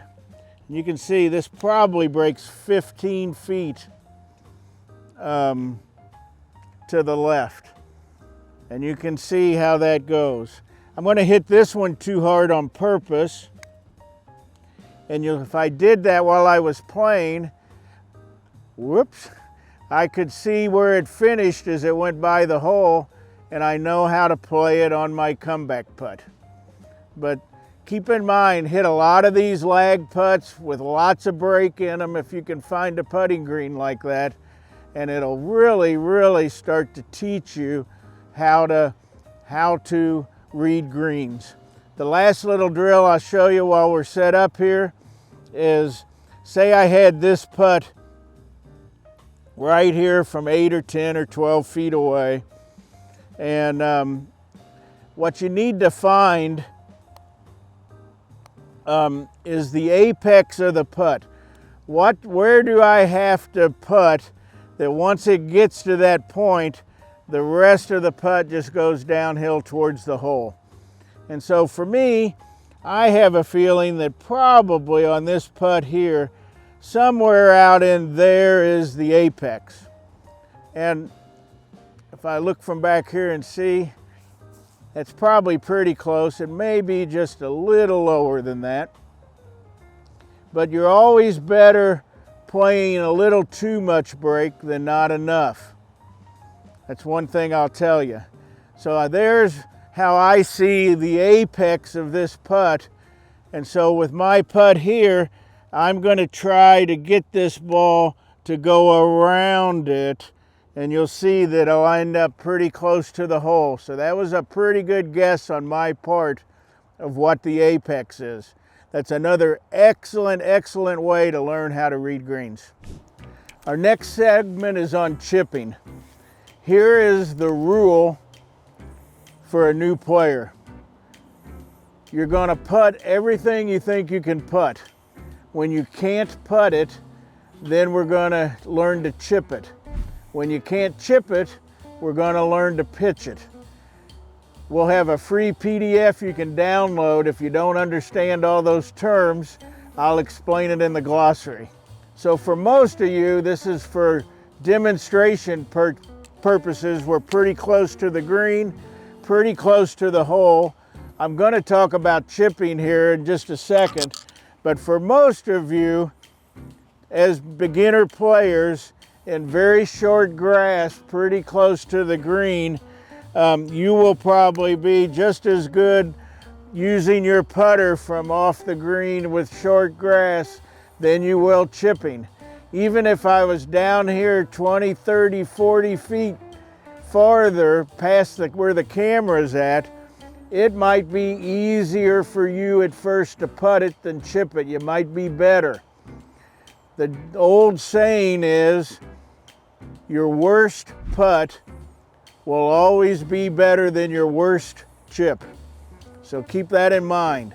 Now, accomplished players would almost always chip it because this grass isn't really that predictable as far as how straight the ball will roll. But it's pretty predictable on how hard to hit it. So if you're just trying to hit it the right distance, a lot of times putting from off the green with short grass is the way to go. Here at Old Hickory, where we're at filming, there's really not a lot of long grass around our greens. We have this zoysia grass that's cut pretty short. But if this was taller grass where I'm at here, an inch or 2 or 4 inches thick, I'm going to have to chip it because I won't be able to roll the ball through the thicker grass. So a lot of it depends where you're at and where you're playing. So keep in mind, if you think you can putt it, putt it. If you can't putt it, learn to chip. And that's what I'm going to talk about next. So players that aren't beginners that are watching this video, I'll probably get comments on when I talk about this, but you can really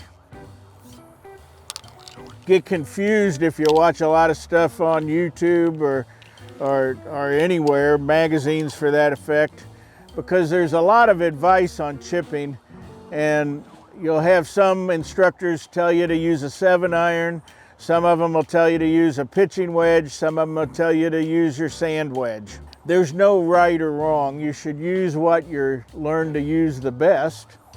It does depend where your home course is and what kind of grass you have. But for the most part, for a beginner player, this is not an advanced player.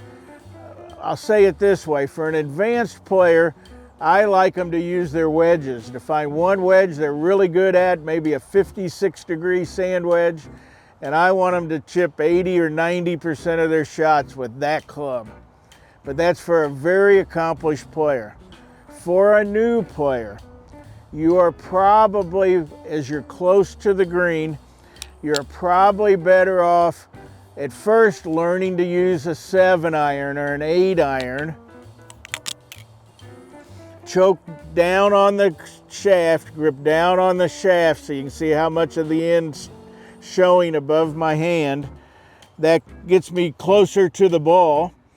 And then I can make a putting stroke with no wrist and just the same. My feet are together and I'm just gonna keep my arms in a triangle and make a putting stroke, pendulum motion, same backswing, same follow through, and just try to hit it in the middle of the club and let the ball get in the way.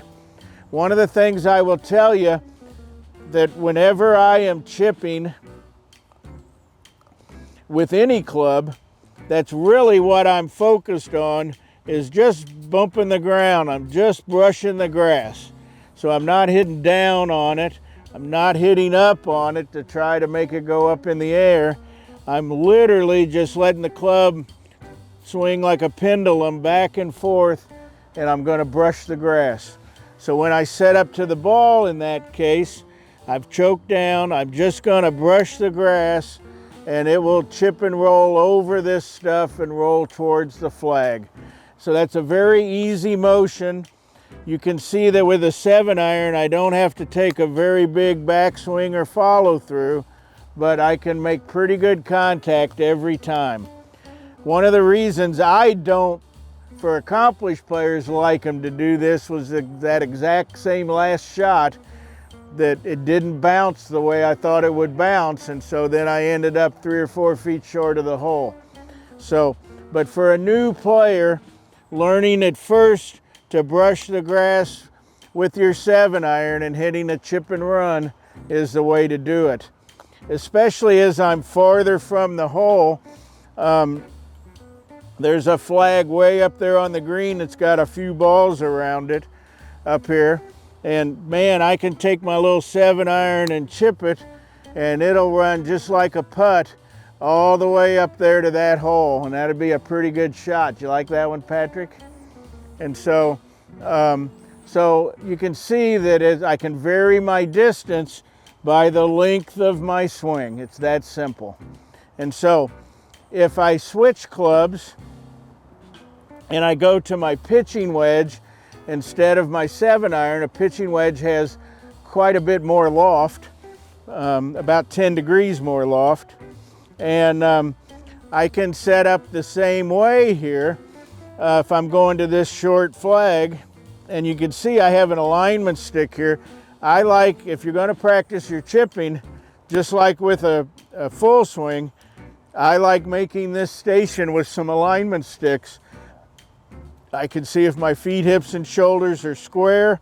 I can see where my ball position is. A lot of times I chip with the ball position towards my back foot more than my front foot, but I can tell where I'm aiming, and I can see how I'm set up. So I would set up here with my pitching wedge, just back and forth. It'll chip up on the green and should be a pretty good shot. And so it doesn't matter really what club you use. What matters is you get good with the club you're using. And I would recommend experimenting. Try it with a 7 or 8-iron. Try it with your pitching wedge. If I switch to my sand wedge here, This has 54 degrees aloft, so 7 or 8 degrees more aloft than my pitching wedge, and I would set up the same way. I just brushed the grass.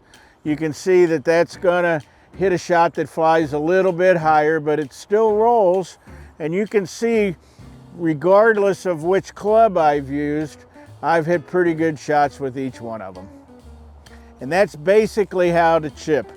I am going to set up, I'm going to take a practice stroke, I'm just going to brush the grass, and that's where the ball's going to go when I set up to the ball.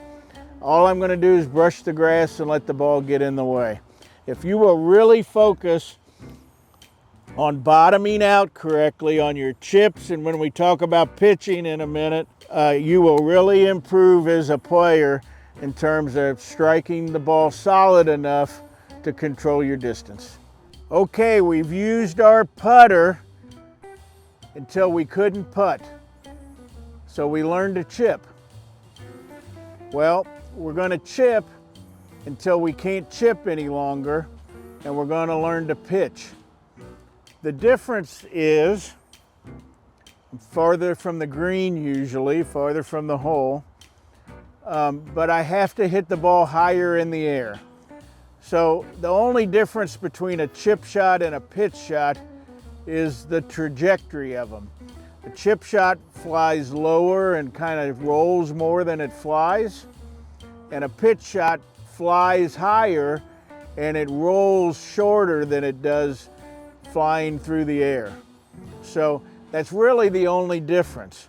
So how do we create that? What's the difference between a chip and a pitch? Well, there's a couple things. One, for pitch shots, even beginner players, I like you to learn to use your most lofted club in the bag. Some of you with beginner sets, that might be a pitching wedge. That's not my preference, but if that's your most lofted, that's what I want you to use. Most players use a sand wedge, which usually has 54 or 56 degrees aloft. I use what's called an L wedge or a loft wedge, and it has 60 degrees aloft. And so whenever I'm trying to hit it high and soft, it should make sense to use a club with a lot of loft that gets it up in the air. Most people are scared to death of them at first, and there's no reason to be. So I'm going to show you how to learn to hit pitch shots, and it's pretty simple, pretty easy. At a beginner level, I've found this. My beginner players that practice a lot hitting these pitch shots get better with their full swing immediately. So this is a little cheat thing. If you'll practice pitching, it'll help all the other clubs in your bag that you're trying to hit a long ways. Because the technique with a pitch shot from here to here is identical to what we're trying to do with all our other clubs with a powerful swing. So keep that in mind. The more you practice these pitch shots, the better you'll get with everything. And so I like players to practice this a lot. At the tour level, professional level, collegiate level of accomplished players, the players that are the best with these pitch shots are typically the best players in the world. It's really the difference, in my opinion, between the best players in the world is how good they hit these less than full shots. Everybody hits driver great. Everybody hits their irons great. They almost all putt identically these days. It's these chips and pitches that differentiate the best players in the world. And as a new player, if you'll focus on this part of the game, I think it will accelerate your progress tremendously. Chipping, I choke down a long ways on the club. I still might choke down a little bit with my lofted wedges, an inch or two maybe, okay? But not all the way down like I was chipping. The other thing is, because we choked way down on the club, I stood very close to the ball chipping, maybe only a foot away. With these pitch shots, I need to be a little farther away from the ball. And so as I choke down a couple inches, This end here can touch my knee. This from here to my hand can be from my belt buckle, not from here to the end. And so you can see I'm farther away than I was chipping. If I have a pretty good lie, so there's a couple exceptions here. Assuming I have a pretty good lie, to hit a high lofted shot, I like the club to be right in the middle of my body and the ball itself just in front of my club face. So, and I still like feet very close together. Chipping and pitching, if you've got a pretty level lie, if your feet are close together, it really centers your weight distribution and makes you much more stable. A lot of instructors, especially years ago, taught from a much wider stance chipping, and then they wanted everybody to lean on their left leg and chip. You can still do that. That's still an acceptable technique. But I found for most new players, if you'll keep your feet together and equal weight on both feet, it's a lot easier to control the bottom of your swing at first. Because if you lean left and then on the back end you don't stay there, it's a disaster. So keep feet pretty close together and you'll bottom out more correctly more often. And that's the key to hitting good shots on anything, but especially these chips and pitches, is bottoming out correctly. So once I get set up and I'm going to go to this first flag here, it's about 20 yards away. It depends how strong you are and how fast you swing your body and the club. People that are very strong can still hit pitches this way and only swing their arms and turn their body and not use their hands. So I encourage you to start that way. So what I would do at first is I would set up with the ball in the middle of my stance and I would make the same chipping motion that I just made chipping. It'll look something like this. And you'll see that'll hit a pretty high soft shot that barely rolls, okay? That went, I don't know, 7 or 8 yards in the air. And so I can comfortably hit shots 10, 15, 20 yards without using any risks. But you may not be able to do that. I've done this for years, and you may not be as strong in your hands and forearms. So everybody's different. One of the reasons some of the best players in the world are so good is Dustin Johnson can probably hit a chip shot 130 yards, okay? That's one of the reasons why he's hard to beat, because it never goes offline on those short shots. If I have to go farther, I have to start hinging my hands. And my hands hinge up and down like this in the golf swing. So I would still turn like a chipping motion, but when I get to right here, my hands are going to go up. And for most chips and pitches, I like most people for this to be their backswing. Their lead arm, this is my left arm for a right-hander, basically level to the ground, maybe not quite. And my hands have hinged, and I kind of make the letter L here with that arm and the club. And then on the way down, I'm going to let it unhinge and just brush the grass. And that will add club speed. The club head will move faster because I hinged, and therefore it enables me to be able to hit it farther. At some point, with my 60-degree wedge, I can only go so far, and so then if I need to go farther, I might use my 54-degree wedge. I might use my pitching wedge if I have to go even farther.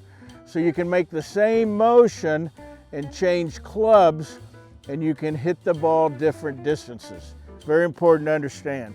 So here I'm just going to try to go to that white flag, feet together, choke down just a little bit, the club head right in the middle of my body, and I'm just going to add my wrist hinge. So it's hinging this way, I'm turning, hinging up. I'm going to brush the grass on the way down. I ought to hit a nice high lofted shot pretty much towards the flag. I'll hit a couple more just to show you.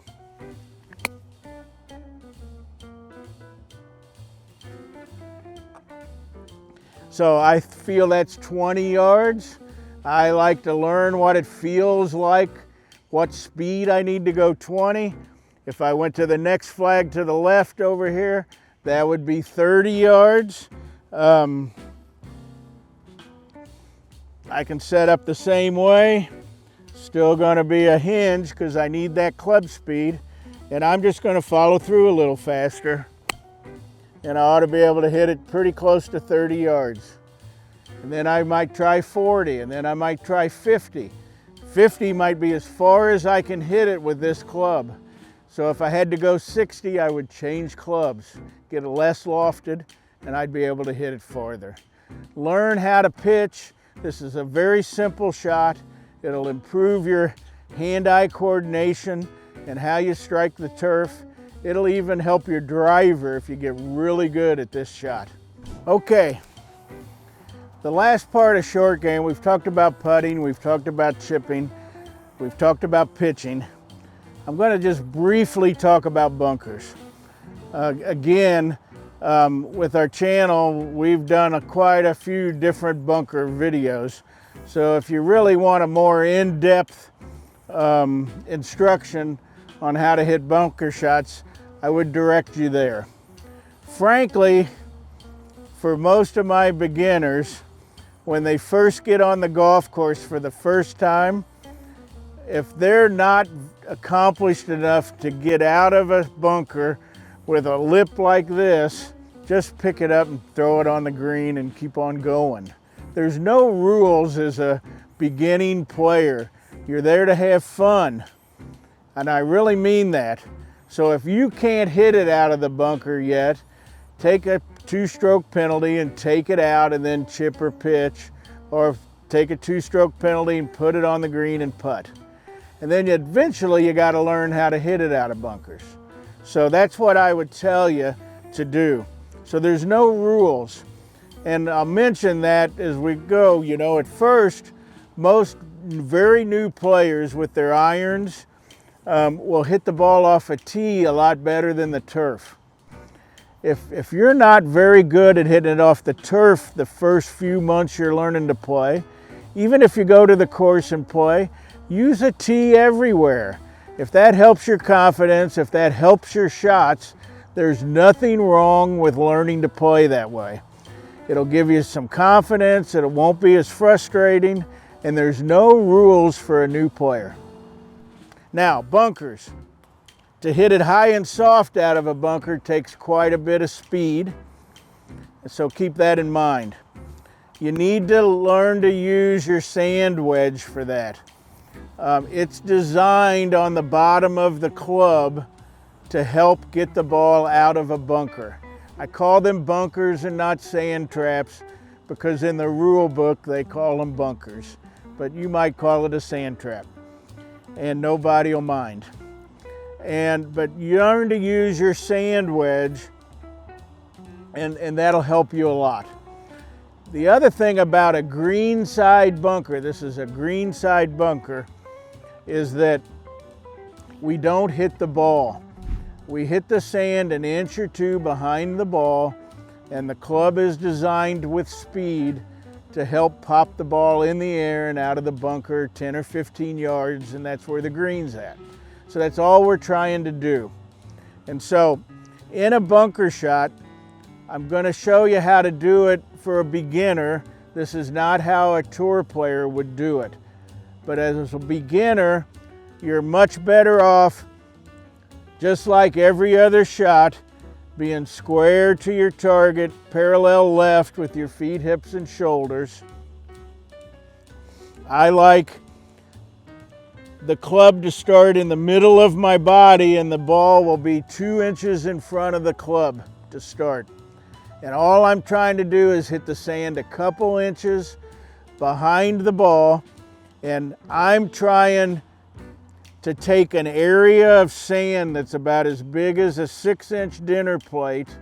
Around the ball would be in the middle, and I'm trying to hit that whole area of sand out of the bunker.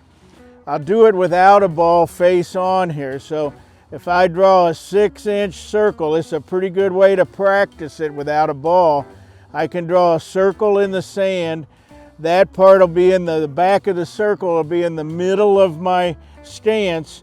It's a pitch shot hinge, so I'm going to hinge my hands like I'm hitting my pitch shot, and I'm going to bottom out there, and I'm trying to take all that sand that are in that circle, and I want it to get out of the bunker. If I hit the right spot and the sand goes forward, the ball is going to come out. And so that's a great way to practice it. When you have a practice bunker, draw a circle around your ball, about like a 6-inch dinner plate, set up very square, and all I'm going to do is splash that circle of sand out of the bunker, and the ball will go right out with it. And so that's the basic fundamentals on how to hit a greenside bunker shot.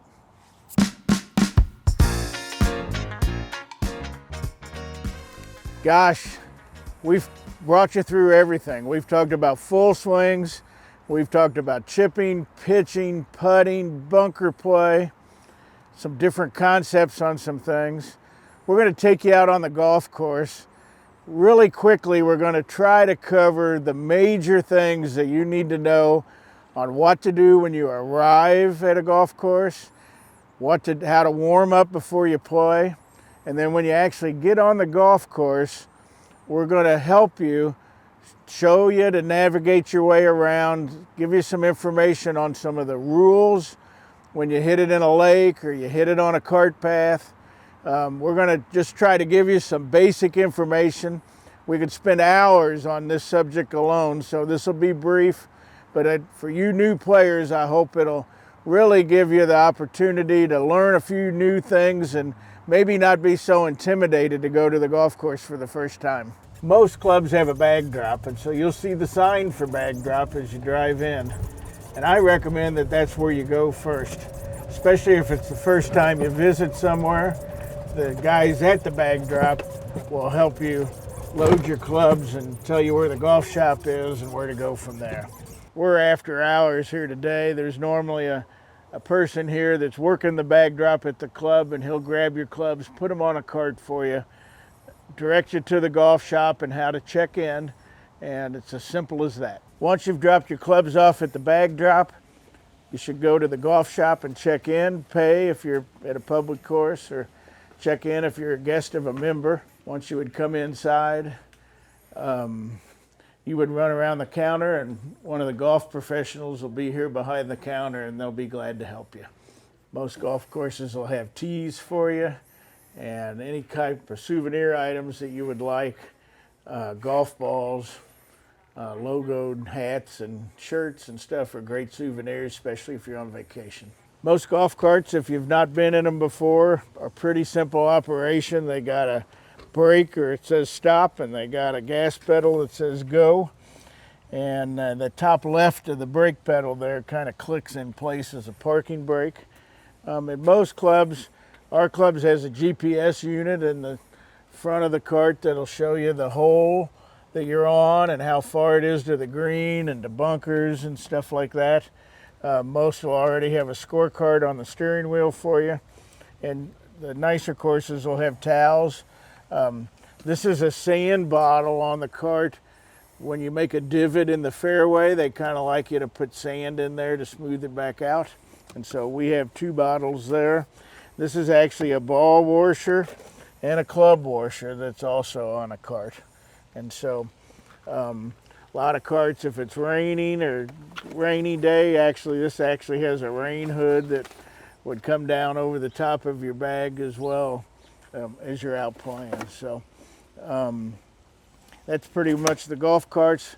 Most of them are electric these days. You'll still find some that are gas. One of the things I highly recommend, in general, it's going to take somewhere between 4 hours and 5 hours if you play 18 holes, okay? Most golf courses and most players prefer for the pace of play to be 4 hours or less, but especially on resort courses and stuff like that, it's oftentimes more like 5 hours. But if you're going to invest the amount of time to play golf for 18 holes, invest an extra hour to get to the golf course at least an hour before your tee time and check in just like we showed you at the bag drop and in the golf shop. And then you can proceed to the practice facility. Most courses have a driving range. We're a private club here at Old Hickory, so we do not charge for range balls for our members or guests. We just have balls already on the range in these boxes next to the bag stands.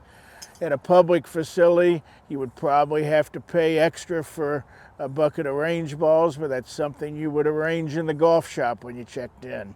So just ask them about that. I usually start at the driving range with hitting some pitch shots like we talked about in our video first, and then I would use a pitching wedge and start making some full swings, maybe hit a 7-iron, maybe hit a fairway wood, maybe hit my driver.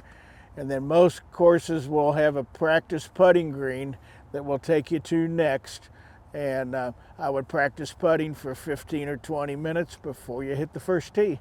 Once I've warmed up and hit a few really good shots on the driving range, I'm just about ready to play. I'll usually go into the restroom first and take care of business in there and maybe get a bottle of water or a cup of water or a soft drink or whatever you'd like to have. And then I would go to the putting green. I've probably still got 20 minutes or so before my scheduled tee time.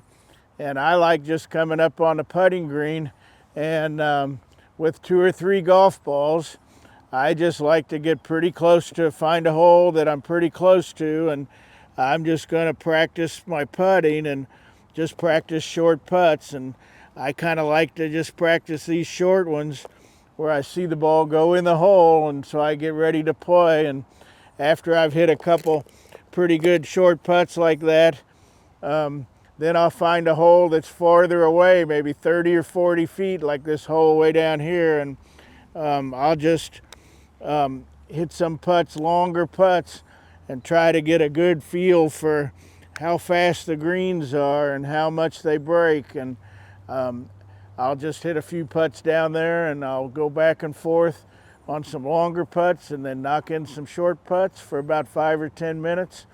And then I always recommend getting to the first tee at least 5 minutes before your tee time. If you're a tournament player, you learn to get to the first tee 10 minutes before your tee time. And so always try to get there 5 or 10 minutes early.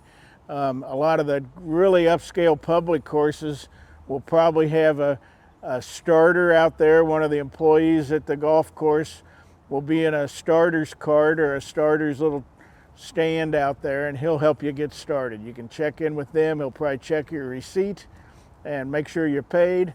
And he'll go over the course rules if you've never been there before, what the cart path situation is that day. If it's too wet to get the carts off the cart path, they'll tell you. And that's where we'll go from here. So Patrick and I are headed to the first tee. So most courses will have some type of signage to help you get around the course. Here at Old Hickory, we're private, so most of our members know their way around, and I've played here many times. So our signs are pretty simple. It just says this is hole number 1 and it's a par 4. At a public course, it may give you a lot more information than that on their sign. It will tell you how long the hole is, how many yards long it is, and it might even have the different color tee markers and tell you what the yardages are from those. And it might even, some courses have a sign that'll actually show you if the hole goes straight or if it doglegs to the right or doglegs to the left. So when you get to the course and you get to the first tee, the starter can help you based on your skill level. But most courses have quite a few different tee markers and tee boxes. This is called a tee box that I'm standing on. That comes, a little history lesson, that comes from Scotland, where golf was invented before the advent of the wooden tee, which is in the early 1900s, I believe. Prior to that, there would be a box in the teeing area of every hole, and that's where you teed off, was next to the box, because the box was full of sand. and they had a bucket of water and a box full of sand, and you would actually get a little bit of sand wet and you'd make a little mound to put your ball on to tee off. So the wooden tee's only been around for a couple hundred years, and but prior to that they used a tee box full of sand, and that's where you started the hole from.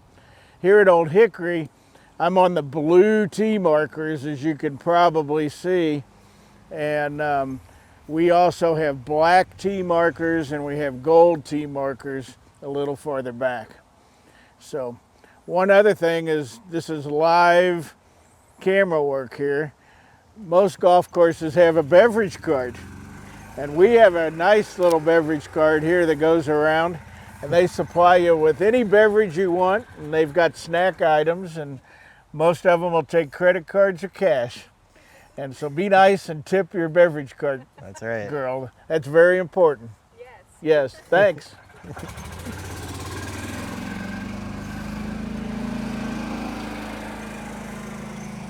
So, I'm 65 years old.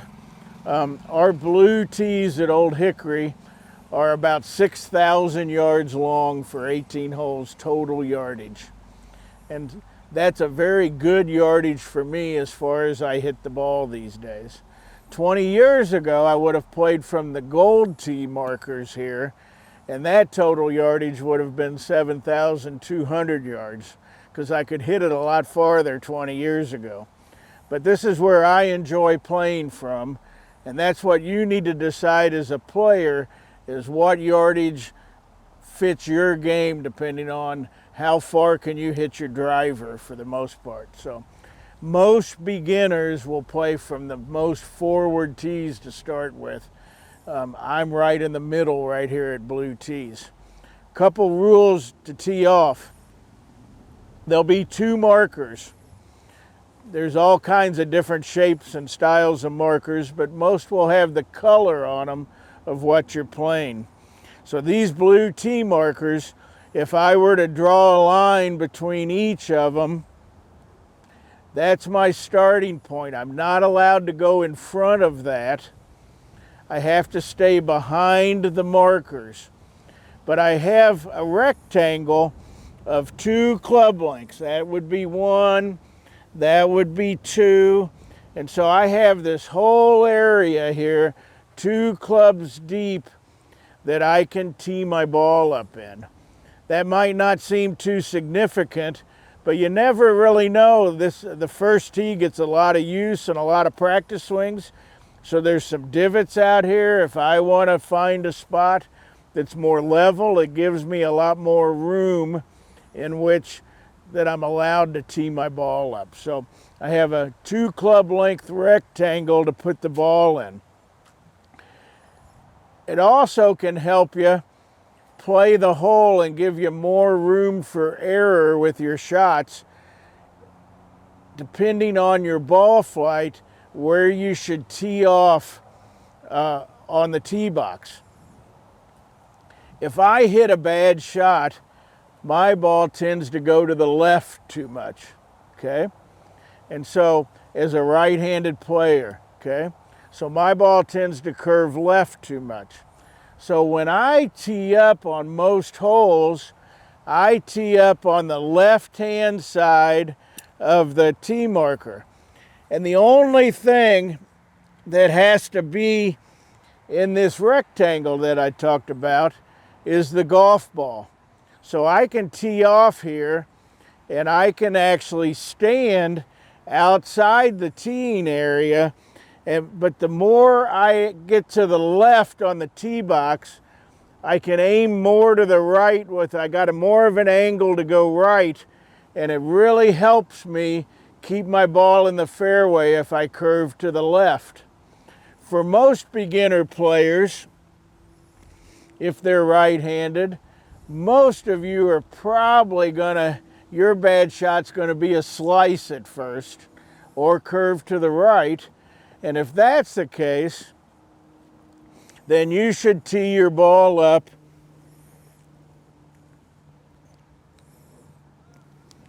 on the right-hand side of the tee markers, and that gives you an angle to aim more to the left, so it accommodates for your ball traveling to the right.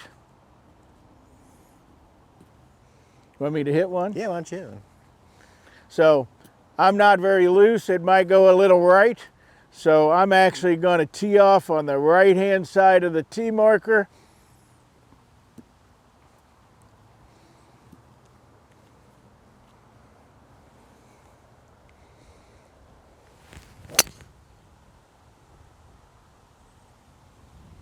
Most courses, if it's dry enough as you're driving down the cart path and approaching the fairway,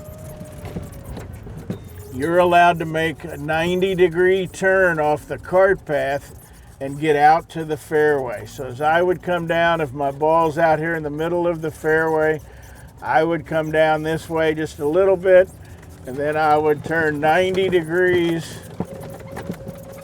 And in our part of the country, we prefer you to keep the carts in the fairway, not in the rough. This is much more durable grass here in the fairway, and so that handles the cart traffic a lot better, and that's what we'll end up doing. So my golf ball's out here in the middle of the fairway, and there's some things that you'll find. I have a GPS unit on my cart that actually tells me I'm 125 yards to the hole here on number 1. And so these GPS units are great. Garmin makes a great watch you can put on your wrist, and most courses are on that watch, and it'll sync up to a satellite and give you these yardages as well. I'll drive up here a little farther.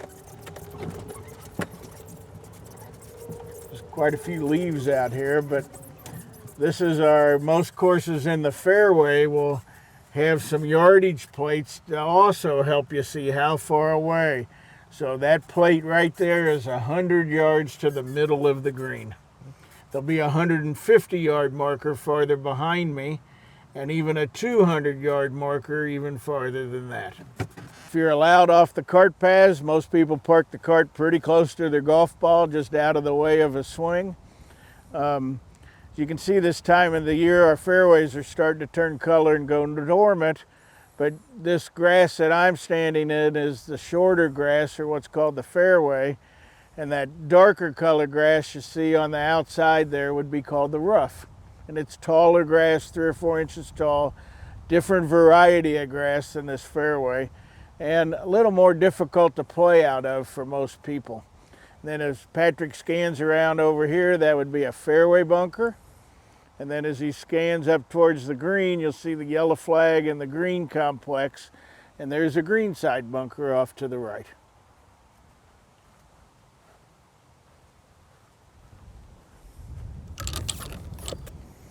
At 125 yards, that's usually a pitching wedge or a 9-iron for me.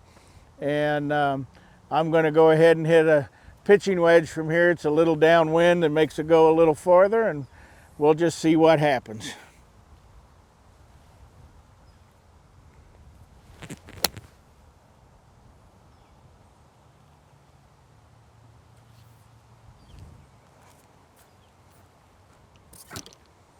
Good. I'll stay in the fairway till I get fairly close to the green. There'll usually be a sign or some stakes or something that I don't want to get more than 50 or 60 yards from the green. I'm going to exit off the fairway, and I'm going to get back on the cart path.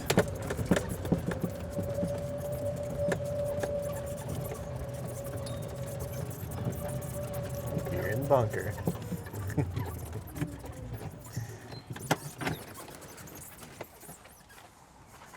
I didn't hit a very good shot, but it's not too bad. And I'm in a fairway in a greenside bunker. The flag's up on the green, probably 30 yards away from me. And when I come in the bunker, you'll notice there's a rake. And I'm going to come in and I'm going to hit my shot. and that you should always rake your footprints and your divots and everything in a bunker when you're finished. So I'm going to walk into the bunker. By rules, I'm not allowed to touch the sand unless I'm swinging and trying to hit the ball.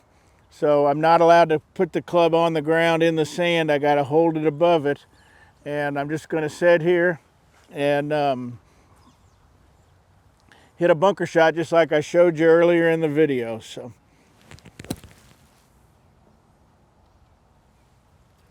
once I'm finished, pretty much walk out the same way I came in so I don't have to rake too much. And I can take the rake and smooth out my footprints. I can see somebody else that played earlier didn't do that, so if I see a few more footprints that weren't mine, I'll take care of them. It's good karma for a good next shot. Right? That's right. And I'll leave the the rake right by the sand trap there. So now I put my sand wedge in my bag since it's this close, and I'm going to grab my putter. Most of you will have a cover to protect the head.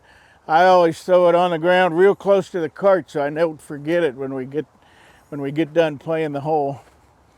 And I've hit a bunker shot. It's not too bad a shot. I'm still about 15 feet from the hole for a par. I'm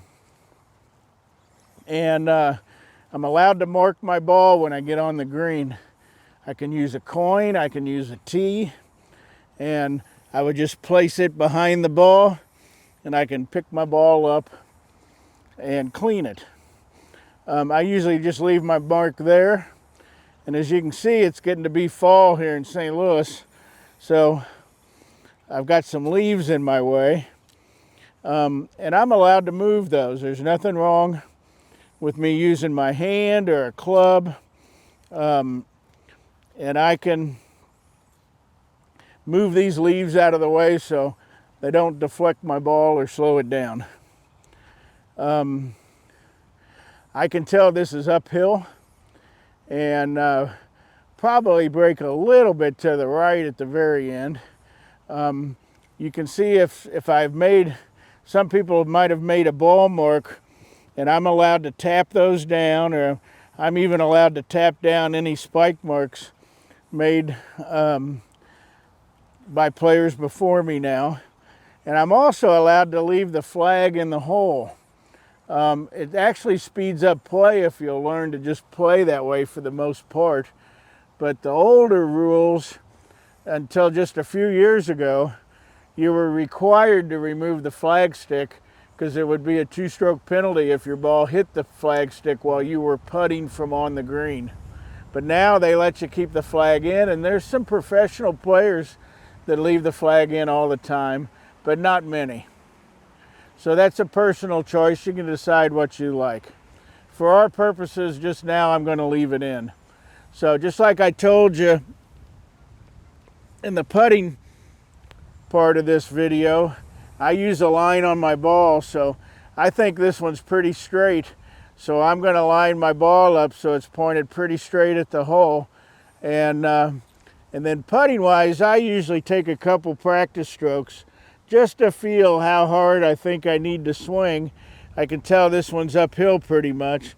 And then once I get set up there, I can hit it and we can let it roll up the hill.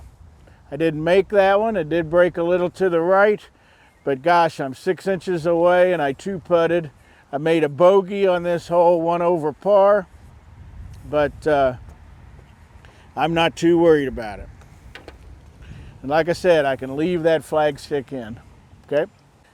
And these flags do remove, so they're made to come out of the hole. So if you would prefer them not to be in, you're more than welcome to take them out, just lay them gently on the green until you're finished with the hole, and then we can put them back in, okay? We're here at number 2 at Old Hickory. It's par 4, so that's our sign. Usually a trash can, a ball washer. In that box is extra scorecards. If you drove off from the first tee and you forgot a scorecard, we'll have a scorecard in the box on the second tee for you. This is a white stake, as you can see. White stakes mean out of bounds. And so anything left of this road or this stake, it designates that that is out of bounds. And if your ball would go out of bounds, it's a stroke and distance penalty. So it's in effect a 2-stroke penalty. 1 stroke for going out of bounds, and you have to re-tee from the place that you started. Another color stake that you'll find on a golf course is red. Red denotes a penalty area, a red penalty area they're called now. They used to be called water hazards, but they're called penalty areas now. And a red hazard is a red stake is a lateral indication. So it means it gives you several different options on what to drop. If my ball crossed into this lake here, right here by this red stake, I would be allowed to drop it 2 club lengths, no closer to the hole, and play from there. I always have the option of re-teeing or re-hitting the shot I just hit, so that would be another option. And then I would also be able to keep the point that it crossed into the hazard, into the penalty area, between me and the hole, and go as far back as I wanted. If in this case, I probably wouldn't do that, but that gives me another option. And then on some par 3s, they actually have drop zones and ball drop areas. They're called drop zones now. And you can see there's a white circle around this one. And I could also drop here and play the hole rather than re-teeing farther back. And so this is an island green, famous hole here at Old Hickory, and a great hole. And it's very demanding with water all the way around it. We talked about dropping a ball. The procedure for that has changed over the years. I'm so old that when I first started playing, we had to drop it over our shoulder behind us like this. And then after I'd been playing for a few years, they changed it to where we held it shoulder height like this and dropped the ball. And a few years ago, they changed the rules again. And now, if you're in a dropping from a penalty area or into a drop zone, now you just hold it by your knee here and you drop it like that. So that's how you drop a ball when you're taking a penalty, knee high, just let it drop. What about letting the pros will re-drop it several times? You'll see on TV. Yeah, sometimes on TV you'll see them drop it once or twice. If it rolls closer to the hole than where it originally was, they have to re-drop it. And so that's usually the case. If it rolls more than 2 club lengths, if you were on a steep hill, they have to re-drop it.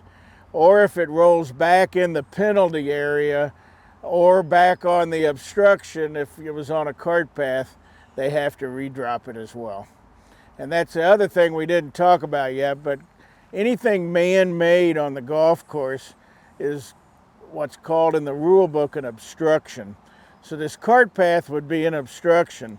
If my ball ended up on this path, I always have the option of playing it if I want to, but it obviously hurt the bottom of my club pretty bad. But I'm allowed free relief from an obstruction. And to do that, you just take your stance in a club length if I'm going on this side, and then I'd be able to drop my ball no closer to the hole, and it's a free drop. If it was closer to get relief on this side of the path, I could drop it over here and no closer to the hole as well. So you just got to determine your closest point, and that's where you're allowed to have a free drop from an obstruction. Cart paths are the primary obstruction you'll run into, but there's stuff like sprinkler heads and sprinkler head boxes and stuff like that you'll encounter on the golf course as well. So the only other thing that we don't have here at Old Hickory that a lot of courses do, you will also see yellow stakes that surround a penalty area. Yellow stakes are a regular water hazard, not a lateral water hazard stake. and you don't get the ability to drop it 2 club lengths from where it entered the hazard. You have to keep the hazard between you and the hole, the penalty area between you and the hole, or re-tee, or go to a drop zone if it's provided. And so the difference is that if I go in, I always have to keep the hazard between me and the hole from where it last crossed. And a lateral one, I don't necessarily have to do that. I have the additional option of dropping 2 club lengths from where it last crossed the hazard. One of the things we'll give you in this at the end, we'll have a couple links to the United States Golf Association and the Royal and Ancient golf clubs, and to their websites, and they have great resources on the rules of golf on both of them. They have great videos explaining the rules of golf in detail, and it'll be a good resource for all of you as new players. If you do have access in the area where you live where there are good instructors, I still recommend as a beginner finding someone that you can work with in person. I've given thousands and thousands of lessons over 30 years, and I'm lucky enough to work with a lot of really good players, but I probably still enjoy working with beginners more than anybody. And most of the guys or girls like me that teach would tell you the same thing.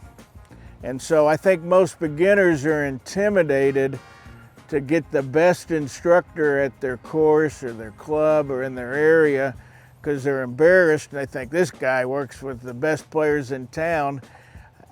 I'm embarrassed to go have him see how terrible I am. But no, that's the exact opposite. You should seek out the best instructors.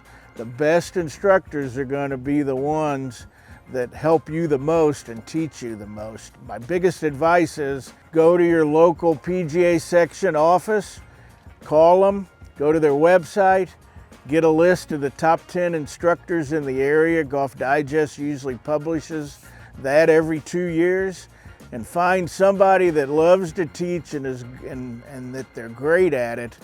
There's hundreds of great instructors around the country.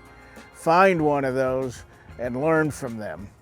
And then hopefully, I trust that what I will show you in this video will be compatible with anything that you would learn from the best instructors in the country.